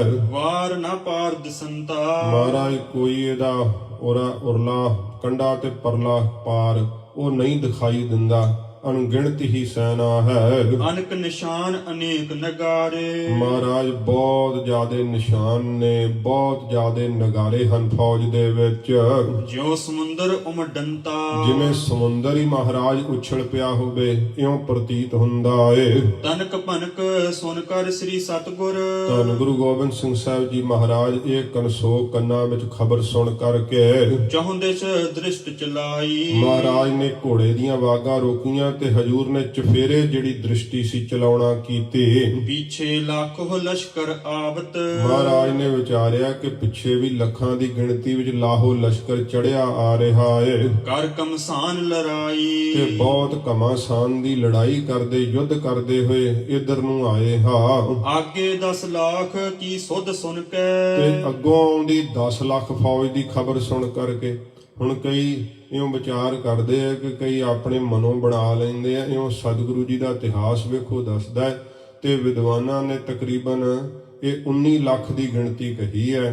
ਤੋਂ 10 ਲੱਖ ਤਾਂ ਅੱਗੋਂ ਚੜ ਕੇ ਆ ਰਹੀ ਹੈ। ਪਿਛਲੇ ਪਾਸਿਓਂ ਜਿਹੜੀ ਸੈਨਾ ਹੈ ਉਹਦੇ ਨਾਲ ਮਹਾਰਾਜ ਯੁੱਧ ਕਰਦੇ ਹੋਏ ਗਰੀਬ ਨਵਾਜ਼ ਸੱਚੇ ਪਾਤਸ਼ਾਹ ਇੱਥੇ ਤੱਕ ਆਏ ਹੈ। ਹਜੂਰ ਨੇ ਵਿਚਾਰਿਆ ਕਿ ਪਿੱਛੇ ਵੀ ਲੱਖਾਂ ਦੀ ਗਿਣਤੀ ਵਿੱਚ ਸੈਨਾ ਹੈ, ਅੱਗੋਂ 10 ਲੱਖ ਤਾਜ਼ਾ ਦਮ ਫੌਜ ਚੜ ਆਈ ਹੈ। ਚਿਤ ਮਹਿ ਕੀਨ ਵਿਚਾਰਾ, ਸੱਚੇ ਪਾਤਸ਼ਾਹ ਨੇ ਫਿਰ ਆਪਣੇ ਚਿੱਤ ਵਿੱਚ ਇਉਂ ਵਿਚਾਰ ਕਰਨਾ ਕੀਤੀ। ਹਿਤ ਲਰਬੇ ਕੇ ਸਭ ਚਲ ਆਏ, ਮਹਾਰਾਜ ਨੇ ਸੋਚਿਆ ਕਿ ਲੜਨ ਵਾਸਤੇ ਸਾਰੇ ਚੜ ਕਰਕੇ ਆਏ ਐ। ਜੇ ਨਾ ਲੜੇ ਇਸ ਬਾਰਾ, ਤੇ ਜੇ ਹੁਣ ਇਸ ਵਾਰੀ ਲੜੀਏ ਨਾ, ਜੰਗ ਨਾ ਕਰੀਏ, ਕਹਾਂ ਕਹਾਂਗੇ ਸ਼ਤਰ ਸਮੂਹੰ, ਇਹ ਸਾਰੇ ਦੁਸ਼ਮਣ ਫਿਰ ਕੀ ਕਹਿਣਗੇ। ਭਾਵੇਂ ਕਿ ਮਹਾਰਾਜ ਸਾਹਿਬ ਜੀ ਇਥੋਂ ਜੰਗਲ ਦੇਸ਼ ਵੱਲ ਨੂੰ ਕੂਚ ਕਰ ਸਕਦੇ ਸੀ। ਜੇ ਮਹਾਰਾਜ ਉੱਚ ਦੇ ਪੀਰ ਬਣ ਕੇ ਉਦੋਂ ਸਤਿਗੁਰੂ ਜੀ ਗੁਪਤ ਪਹਿਰੇ ਵਿੱਚ ਜਾ ਸਕਦੇ ਤਾਂ ਹੁਣ ਵੀ ਜਾ ਸਕਦੇ ਸੀ ਨਾ, ਪਰ ਸੱਚੇ ਪਾਤਸ਼ਾਹ ਨੇ ਹੁਣ ਨਹੀਂ ਠੀਕ ਸਮਝਿਆ। ਮਹਾਰਾਜ ਨੇ ਸੋਚਿਆ ਕਿ ਕੀ ਕਹਿਣਗੇ ਦੁਸ਼ਮਣ ਚੜ ਕੇ ਆ ਗਏ ਜਿਹੜੀ ਇੱਛਾ ਲੈ ਕਰਕੇ। ਗੁਰੂ ਲਰਿਓ ਨਹਿ ਪਾਇਓ, ਇਹ ਕਹਿਣਗੇ ਫਿਰ ਗੁਰੂ ਸਾਹਿਬ ਲੜੇ ਨਹੀਂ, ਇਹਨਾਂ ਨੇ ਯੁੱਧ ਨਹੀਂ ਸਾਡੇ ਨਾਲ ਕੀਤਾ। ਕੋ ਗੱਡ ਲੈ ਕਰ ਜੰਗ ਮਚਾਵੇ, ਹੁਣ ਤਾਂ ਕੋਈ ਕਿਲਾ ਵੇਖੀਏ, ਕੋਈ ਗੜੀ ਵੇਖੀਏ, ਕੋਈ ਥਾਂ ਵੇਖੀਏ ਜਿਹਦੇ ਲੈ ਕਰਕੇ ਤੇ ਫਿਰ ਯੁੱਧ ਇੱਕ ਵਾਰੀ ਮਚਾਉਣਾ ਕਰੀਏ। ਕਿ ਹੁਣ ਦਿੱਲੀ ਤੋਂ ਤੁਰ ਕੇ ਆਏ ਆ ਇੱਛਾ ਲੈ ਕੇ, ਤੇ ਹਜੂਰ ਨੇ ਸੋਚਿਆ ਇਹਨਾਂ ਦੀ ਇੱਛਾ ਜ਼ਰੂਰ ਪੂਰੀ ਕਰੀਏ। ਹਿਮ ਸ੍ਰੀ ਪ੍ਰਭ ਕੋ ਭਾਇਓ, ਇਉਂ ਸੱਚੇ ਪਾਤਸ਼ਾਹ ਜੀ ਨੂੰ ਭਾਇਆ। ਧੰਨ ਗੁਰੂ ਗੋਬਿੰਦ ਸਿੰਘ ਸਾਹਿਬ ਜੀ ਮਹਾਰਾਜ ਨੂੰ ਕੋਈ ਜਿਵੇਂ ਇਹੋ ਜਿਹੇ ਦੁੱਖ ਦੇ ਪਹਾੜ ਟੁੱਟੇ ਹੋਣ ਤੇ ਐਡੀ ਭਾਰੀ ਗਿਣਤੀ ਵਿੱਚ ਦੁਸ਼ਮਣ ਹੋਵੇ ਤੇ ਮਲਖਈਆ ਹੀ ਦੁਸ਼ਮਣ ਹੋ ਗਿਆ ਹੋਵੇ, ਤੇ ਉਸ ਸਮੇਂ ਵਿੱਚ ਸੱਚੇ ਪਾਤਸ਼ਾਹ ਜੀ ਮਹਾਰਾਜ ਨੇ ਕਿਹੋ ਜਿਹਾ ਗਰੀਬ ਨਵਾਜ ਨੇ ਆਪਣੇ ਮਨ ਦੇ ਅੰਦਰ ਸੰਕਲਪ ਕੀਤਾ ਹੈ, ਇਹ ਕੌਮ ਨੂੰ ਸਦਾ ਸਦਾ ਲਈ ਅਮਰ ਕਰਨ ਲਈ ਸੱਚੇ ਪਾਤਸ਼ਾਹ ਨੇ ਬਖਸ਼ਿਸ਼ਾਂ ਕੀਤੀਆਂ ਕਿ ਕੌਮ ਜ਼ਿੰਦਗੀ ਨੂੰ ਤਰਜੀਹ ਨਾ ਦੇਵੇ, ਮਰਨ ਨੂੰ ਤਰਜੀਹ ਦੇਵੇ। ਇਸੇ ਕਰਕੇ ਸਿੱਖ ਦੀ ਜ਼ਿੰਦਗੀ ਮੌਤ ਤੋਂ ਪਰੇ ਹੈ। ਇਹ ਗੁਰੂ ਗੋਬਿੰਦ ਸਿੰਘ ਸੱਚੇ ਪਾਤਸ਼ਾਹ ਦੀਆਂ ਕੀਤੀਆਂ ਹੋਈਆਂ ਬਖਸ਼ਿਸ਼ਾਂ ਨੇ ਕਿ ਸਿੰਘ ਨੇ ਮਨ ਦੇ ਅੰਦਰ ਇਹੋ ਜਿਹਾ ਸਿੰਘਾਂ ਦੇ ਸਤਿਗੁਰਾਂ ਜੀ ਨੇ ਜੋਸ਼ ਭਰਿਆ, ਚਾਰ ਸਫੇਰੇ ਦੁਸ਼ਮਣ ਹੀ ਦੁਸ਼ਮਣ ਹੈ, ਪਰਿਵਾਰ ਖੇਰੂ ਖੇਰੂ ਹੋ ਗਿਆ। ਕੇਵਲ ਵੱਡੇ ਸਾਹਿਬਜ਼ਾਦੇ ਤੇ ਕੁਝ ਸਿੰਘ ਕੋਲ ਨੇ ਸੱਚੇ ਪਾਤਸ਼ਾਹ ਦੇ। ਮਹਾਰਾਜ ਸਾਹਿਬ ਜੀ ਨੇ ਫਿਰ ਵੀ ਇਹ ਵਿਚਾਰਿਆ ਕਿ ਇਹਦੇ ਇੱਛਾ ਨਾ ਕਿਤੇ ਇਹਨਾਂ ਦੇ ਮਨ 'ਚ ਰਹਿ ਜੇ, ਇਹ ਨਾ ਸੋਚਣ ਕਿ ਲੜੇ ਨਹੀਂ ਸਾਡੇ ਨਾਲ। ਇਉਂ ਹਜ਼ੂਰ ਨੇ ਸੋਚ ਲਿਆ ਕੋਈ ਕਿਲਾ ਵੇਖੀਏ, ਕੋਈ ਗੜੀ ਵੇਖੀਏ, ਤੇ ਜਿੱਥੇ ਯੁੱਧ ਜਿਹੜਾ ਹੈ ਇਹਨਾਂ ਨਾਲ ਇੱਕ ਵਾਰੀ ਨਿਰਣਾਇਕ ਯੁੱਧ ਕਰਨਾ ਕਰੀਏ। ਗ੍ਰਾਮ ਨਾਮ ਚਮਕੌਰ ਜਿਸੀ ਕੋ, ਜਿਸ ਨਗਰ ਦਾ ਨਾਮ ਚਮਕੌਰ ਸਾਹਿਬ ਹੈ।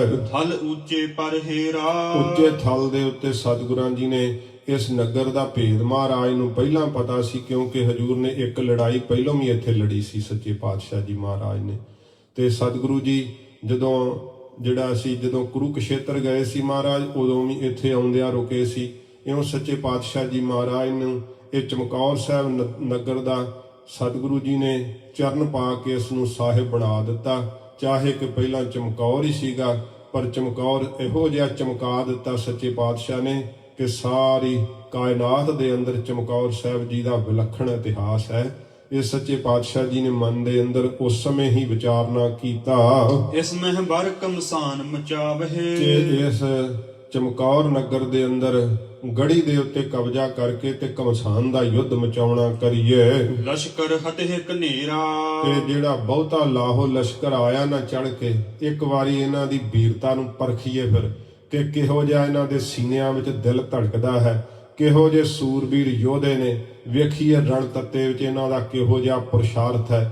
ਬਲੀ ਬਹਾਦਰ ਸਤਿਗੁਰਾਂ ਜੀ ਨੇ ਤੇ ਸਮੇਂ ਇਹ ਆਪਣੇ ਮਨ ਦੇ ਵਿੱਚ ਵਿਚਾਰਿਆ, ਹਾਥ ਦਿਖਾਵੇ ਦੇਖੇ ਇਨਕੇ, ਤੇ ਦੇਖੀਏ ਇਹਨਾਂ ਦੇ ਹੱਥ ਕਿਹੋ ਜਿਹਾ ਪਲੱਥੇ ਦੇ, ਤੇ ਆਪਣੇ ਦਿਖਾਈਏ ਫਿਰ ਇਹਨਾਂ ਨੂੰ ਕਿ ਸ਼ਸਤਰ ਵਿਦਿਆ ਕੀ ਹੁੰਦੀ ਹੈ।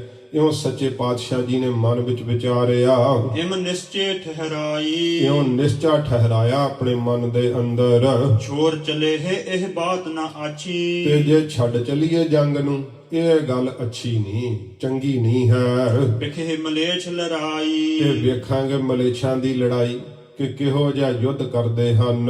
ਹਿੰਦ ਪਹਾੜੀ ਧਰਮ ਵਿਨਾਸ਼ਿਓ, ਇਹ ਹਿੰਦੂਆਂ ਨੇ ਪਹਾੜੀਆਂ ਨੇ ਆਪਣਾ ਧਰਮ ਵਿਨਾਸ਼ ਕਰ ਲਿਆ। ਸ੍ਰੀਮਦ ਭਾਗਵਤ ਗੀਤਾ ਦੀ ਸਹੁੰ ਖਾ ਕੇ ਇਹਨਾਂ ਨੇ ਛੱਡ ਦਿੱਤੀ, ਗਊ ਦੀ ਸਹੁੰ ਖਾ ਕਰਕੇ ਛੱਡ ਦਿੱਤੀ। ਅੱਜ ਵੀ ਕੁਰਸੀਆਂ ਤੇ ਬੈਠੇ ਕਈ ਤਰ੍ਹਾਂ ਦੇ ਫੱਫੇ ਕੁੱਟਦੇ ਆ, ਪਖੰਡ ਵਿਖਾਉਂਦੇ ਆ। ਜਿਹੜੀ ਸਹੀ ਗੱਲ ਹੈ ਮੁੱਦੇ ਦੀ ਉਹਦੇ ਤੇ ਆਉਂਦੇ ਨਹੀਂ, ਤੇ ਹੋਰ ਪਖੰਡ ਕਰ ਕਰਕੇ ਵਿਖਾਉਂਦੇ ਆ।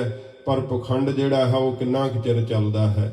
ਤੇ ਇਸ ਪ੍ਰਕਾਰ ਸੱਚੇ ਪਾਤਸ਼ਾਹ ਜੀ ਮਹਾਰਾਜ ਫਰਮਾਉਂਦੇ ਆ, ਫਿਰ ਪੜੋ, ਹਿੰਦ ਪਹਾੜੀ ਧਰਮ ਵਿਨਾਸ਼ਿਓ, ਕਿ ਹਿੰਦੂਆਂ ਨੇ ਪਹਾੜੀਆਂ ਨੇ ਆਪਣਾ ਧਰਮ ਹੀ ਵਿਨਾਸ਼ ਕਰ ਲਿਆ ਏ। ਤੁਰਕ ਸੋ ਬੇਈਮਾਨਾ, ਤੇ ਤੁਰਕ ਵੀ ਬੇਈਮਾਨ ਹੋ ਗਏ, ਕੁਰਾਨ ਸ਼ਰੀਫ ਦੀ ਖਾਦੀ ਹੋਈ ਸਹੁੰ ਛੱਡ ਦਿੱਤੀ।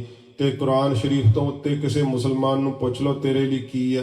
ਨਰੰਗਾ ਆਪਣੇ ਆਪ ਨੂੰ ਬੜਾ ਪੈਗੰਬਰ ਕਹਾਉਂਦਾ ਸੀ, ਕਿਉਂਕਿ ਇਹ ਗੱਲਾਂ ਕੇਵਲ ਕਹਿਣ ਦੀਆਂ ਨਹੀਂ।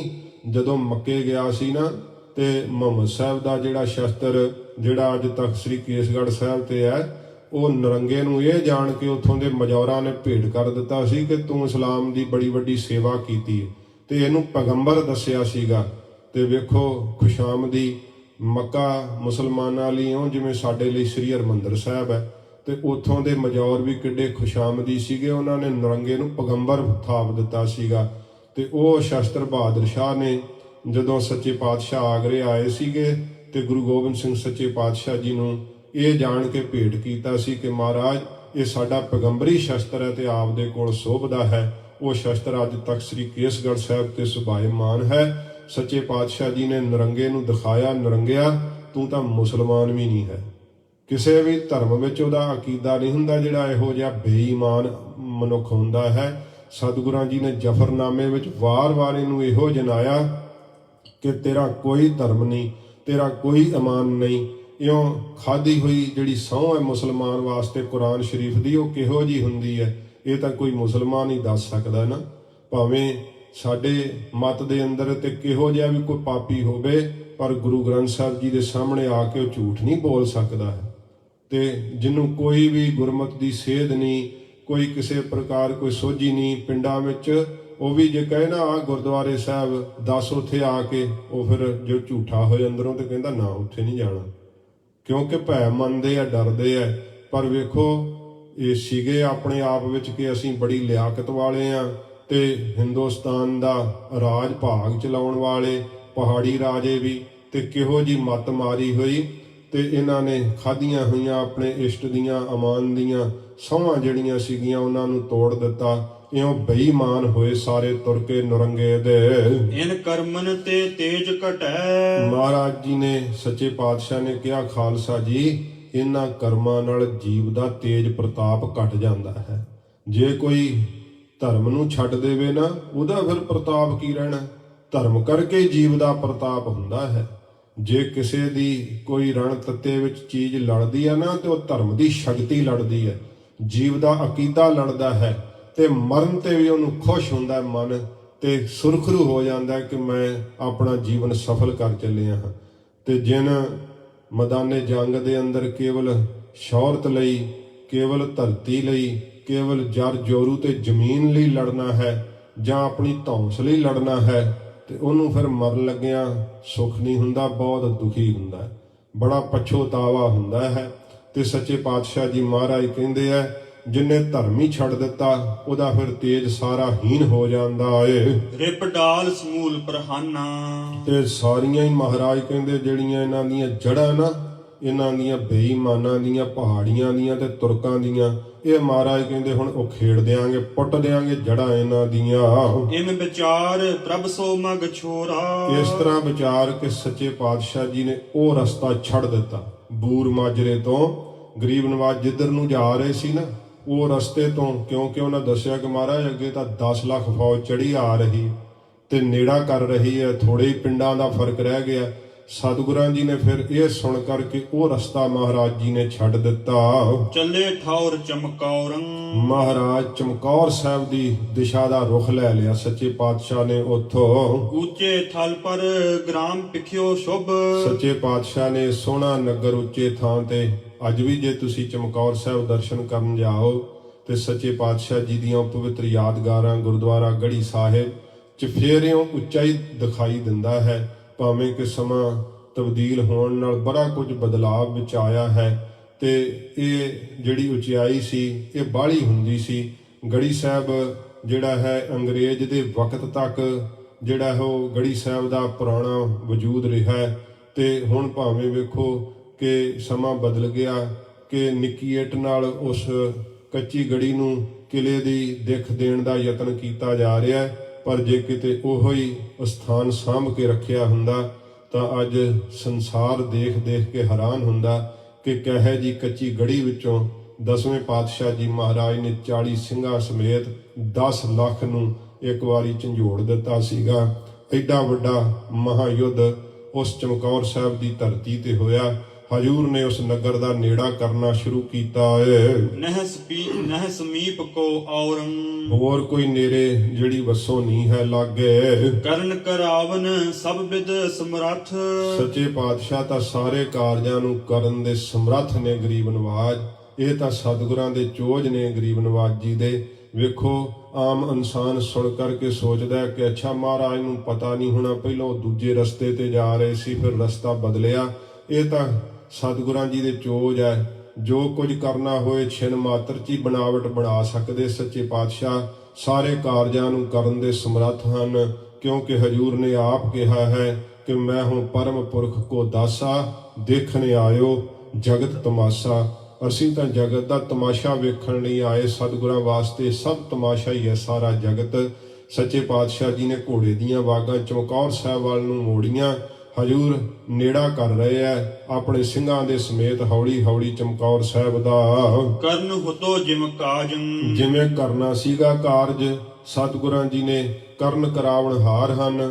ਜਿਸ ਤਰ੍ਹਾਂ ਕਾਰਜ ਕਰਨਾ ਸੀ, ਇਹਨਾਂ ਨੂੰ ਨਿਮਕ ਹਰਾਮੀ ਕਰਕੇ ਮਾਰਨਾ ਸੀ, ਉਹ ਕਾਰਜ ਹਜੂਰ ਨੇ ਕੀਤਾ ਏ। ਤਥਾ ਬਨਾਓ ਬਨਾਵਤ ਜਹ ਕਹੈ, ਜਿੱਥੇ ਕਿਥੇ ਤਿਸ ਤਰ੍ਹਾਂ ਦੀ ਬਣਾਵਟ ਹੀ ਮਹਾਰਾਜ ਬਣਾ ਲੈਂਦੇ ਆ ਸਤਿਗੁਰੂ ਜੀ। ਗਮਨੇ ਮੰਗ ਸਮਾਜੰ, ਤੇ ਮਹਾਰਾਜ ਇਉਂ ਸਾਰੇ ਆਪਣੇ ਸਿੰਘਾਂ ਦੇ ਸਮੇਤ, ਦਲ ਦੇ ਸਮੇਤ, ਮਹਾਰਾਜ ਜਥੇ ਦੇ ਸਮੇਤ ਸਤਿਗੁਰੂ ਜੀ ਰਸਤੇ ਤੇ ਚਲੇ ਜਾ ਰਹੇ ਨੇ। ਪਹੁੰਚੇ ਗ੍ਰਾਮ ਦਛਨੀ ਦਿਸ਼ ਮਹਿ, ਇਸ ਚਮਕੌਰ ਸਾਹਿਬ ਦੀ ਦੱਖਣ ਦੀ ਦਿਸ਼ਾ ਵਿੱਚ ਸਤਿਗੁਰੂ ਜੀ ਜਾ ਪਹੁੰਚੇ ਆ ਨਗਰ ਦੇ ਅੰਦਰ। ਤਹਾਂ ਬਾਗ ਸ਼ੁਭ ਹੀਰਾ, ਉੱਥੇ ਸੁੰਦਰ ਸੋਹਣਾ ਬਾਗ ਸਤਿਗੁਰਾਂ ਜੀ ਨੇ ਤੱਕਣਾ ਕੀਤਾ। ਸਿੰਘਨ ਸਹਿਤ ਬਰੇ ਤਿਸ ਅੰਤਰ, ਸਿੰਘਾਂ ਦੇ ਸਹਿਤ ਸੱਚੇ ਪਾਤਸ਼ਾਹ ਜੀ ਉਸ ਬਾਗ ਦੇ ਅੰਦਰ ਪ੍ਰਵੇਸ਼ ਹੋਏ ਆ। ਗਰੀਬ ਨਿਵਾਜ ਸੱਚੇ ਪਾਤਸ਼ਾਹ। ਇਥੋਂ ਆਪਾਂ ਕੱਲ ਨੂੰ ਪ੍ਰਸੰਗ ਆਰੰਭ ਕਰ ਲਵਾਂਗੇ। ਚਲੋ ਪੜੋ। ਉਤਰੇ ਕੀਨਸ ਡੇਰਾ, ਮਹਾਰਾਜ ਉਤਰੇ ਸੱਚੇ ਪਾਤਸ਼ਾਹ ਨੇ ਉੱਥੇ ਡੇਰਾ ਕੀਤਾ। ਇਥੋਂ ਮਹਾਰਾਜ ਦੀ ਗੜੀ ਦੇ ਉੱਤੇ ਨਿਗਾਹ ਪਵੇਗੀ, ਜਿਸ ਥਾਂ ਤੇ ਅੱਜ ਗੁਰਦੁਆਰਾ ਗੜੀ ਸਾਹਿਬ ਹੈ।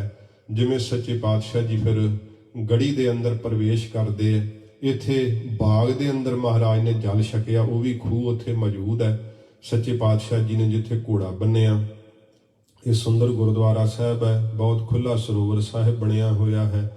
ਤੋ ਸੱਚੇ ਪਾਤਸ਼ਾਹ ਜੀ ਦੀ ਇਹ ਪਵਿੱਤਰ ਯਾਦਗਾਰ ਚਮਕੌਰ ਸਾਹਿਬ ਦੇ ਅੰਦਰ ਮੌਜੂਦ ਹੈ, ਜਿੱਥੇ ਮਹਾਰਾਜ ਸੱਚੇ ਪਾਤਸ਼ਾਹ ਜੀ ਨੇ ਆ ਕਰਕੇ ਉਤਾਰਾ ਕੀਤਾ ਸੀਗਾ। ਤੇ ਹਜੂਰ ਇੱਥੇ ਖੂਹ ਦੀ ਮਣ ਦੇ ਉੱਤੇ ਮਹਾਰਾਜ ਬੈਠੇ, ਸਿੰਘਾਂ ਨੇ ਵਸਤਰ ਵਿਛਾ ਦਿੱਤੇ ਬਹਿਣ ਨੂੰ। ਸੱਚੇ ਪਾਤਸ਼ਾਹ ਜੀ ਬੈਠੇ, ਹੱਥ ਵਿੱਚ ਤੀਰ ਘੁਮਾ ਰਹੇ ਹੈ। ਤੇ ਉਸ ਸਮੇਂ ਦਾ ਰੂਪ ਕਿਹੋ ਜਿਹਾ ਬਣਦੇ ਆ ਕਵਿਰਾਜ ਮਹਾਰਾਜ ਸੱਚੇ ਪਾਤਸ਼ਾਹ ਜੀ, ਜਿੱਦਾਂ ਖੂਹ ਦੀ ਮਣ ਤੇ ਬੈਠੇ ਐ। ਦੂਰ ਦੂਰ ਸਿੰਘਾਂ ਨੇ ਘੋੜੇ ਖੜੇ ਕਰ ਲਏ ਐ। ਸਤਿਗੁਰੂ ਜੀ ਦਾ ਆਦੇਸ਼ ਲੋੜਦੇ ਆ ਕਿ ਮਹਾਰਾਜ ਹੁਣ ਕੀ ਆਗਿਆ ਕਰਨਗੇ। ਸਤਿਗੁਰੂ ਜੀ ਵੱਲ ਨੂੰ ਸਭ ਦੇ ਮੁਖ ਲੱਗੇ ਹੋਏ ਐ। ਸੱਚੇ ਪਾਤਸ਼ਾਹ ਤੀਰ ਘਮਾਉਂਦੇ ਹੋਏ ਗਰੀਬ ਨਵਾਜ ਕੀ ਆਪਣੇ ਮੁਖ ਤੋਂ ਸਿੰਘਾਂ ਨੂੰ ਸੰਬੋਧਨ ਕਰਦੇ ਐ। ਉਸ ਸਮੇਂ ਦਾ ਰੂਪਕ ਕਿਹੋ ਜਿਹਾ, ਮਹਾਰਾਜ ਦਾ ਦਰਸ਼ਨ ਕਿਹੋ ਜਿਹਾ ਹੋ ਰਿਹਾ ਹੈ। ਸੱਚੇ ਪਾਤਸ਼ਾਹ ਜੀ ਦੀ ਕਿਹੋ ਜਿਹੀ ਸੀਸ ਤੇ ਝੂਲਦੀ ਹੋਈ ਕਲਗੀ ਕਿਵੇਂ ਦਮਕਾ ਮਾਰਦੀ ਹੈ। ਇਹ ਕਵਿਰਾਜ ਤਸਵੀਰ ਕੱਲ ਨੂੰ ਜਿਵੇਂ ਖਿੱਚਣਗੇ ਆਪਾਂ ਸਰਵਣ ਕਰਾਂਗੇ। ਬਾਗ ਤੋਂ ਸੱਚੇ ਪਾਤਸ਼ਾਹ ਜੀ ਜਿਵੇਂ ਗੜੀ ਸਾਹਿਬ ਦੇ ਅੰਦਰ ਪਹੁੰਚਦੇ ਹਨ, ਜਿਵੇਂ ਮੋਰਚਾ ਬੰਦੀ ਹੁੰਦੀ ਹੈ। ਇਹ ਹੈ ਤਾਂ ਬਹੁਤ ਵਿਸਥਾਰ ਚਮਕੌਰ ਸਾਹਿਬ ਦੇ ਯੁੱਧ ਦਾ, ਬਹੁਤ ਭਾਰੀ ਘਮਾਸਾਨ ਦਾ ਯੁੱਧ, ਤੇ ਬੜੇ ਹੀ ਕਵਿਰਾਜ ਨੇ ਇਸ ਨੂੰ ਪ੍ਰੇਮ ਦੇ ਨਾਲ, ਬੜੀ ਵੀਰਤਾ ਦੇ ਨਾਲ ਲਿਖਿਆ ਹੈ। ਵਿੱਚੋਂ ਚੋਣਵਾਂ ਯੁੱਧ ਜਿਹੜਾ ਆਪਾਂ ਸਰਵਣ ਕਰਾਂਗੇ। ਸੱਚੇ ਪਾਤਸ਼ਾਹ ਜੀ ਰਹਿਮਤ ਕਰਨ, ਹੋਈਆਂ ਭੁੱਲਾਂ ਬਖਸ਼ ਲੈਣੀਆਂ ਜੀ। ਪਹੁੰਚੇ ਗ੍ਰਾਮ ਦਛਨੀ ਦਿਸ਼ ਮਹਿ, ਤਹਾਂ ਬਾਗ ਸ਼ੁਭ ਹੀਰਾ, ਸਿੰਘਨ ਸਹਿਤ ਬਰੇ ਤਿਸ ਅੰਤਰ, ਉਤਰੇ ਕੀਨਸ ਡੇਰਾ। ਵਾਹਿਗੁਰੂ ਜੀ ਕਾ ਖਾਲਸਾ, ਵਾਹਿਗੁਰੂ ਜੀ ਕੀ ਫਤਿਹ। ਅਚੁੱਤ ਹੈ ਪਾਰ ਬ੍ਰਹਮ, ਅਬਿਨਾਸੀ ਅਗਨਾਸ, हे पूरन हे सर्ब में दुख भंजन गुण तास। हे संगी हे निरंकार, हे निर्गुण सब टेक। हे गोबिंद हे गुण निधान, जाकै सदा विवेक। हे अपरंपर हर हरे, है पी होवन हार। संत कै सदा संग, निधारा आधार। हे ठाकुर हूँ दास रो, मैं निर्गुण गुण नहीं कोय। नानक दीजै नाम दान, राखो हिय परोए। आए प्रभ शरणागति, कृपा निध दयाल। एक अखर हर मन बस्त, नानक होत निहाल। वाहिगुरु नाम जहाज है, चढ़े सो उतरे पार। जो श्रद्धा कर सेवंदे, गुर पार उतारन हार। कथा निता प्रत होत है, सुनो सो सिंह सुजान। नानक गुरु गोबिंद सिंह जी, सदा कर कल्याण। ਨਾਨਕ ਗੁਰੂ ਗੋਬਿੰਦ ਸਿੰਘ ਜੀ ਸਦਾ ਕਰੈ ਕਲਿਆਣ। ਵਾਹਿਗੁਰੂ ਜੀ ਕਾ ਖਾਲਸਾ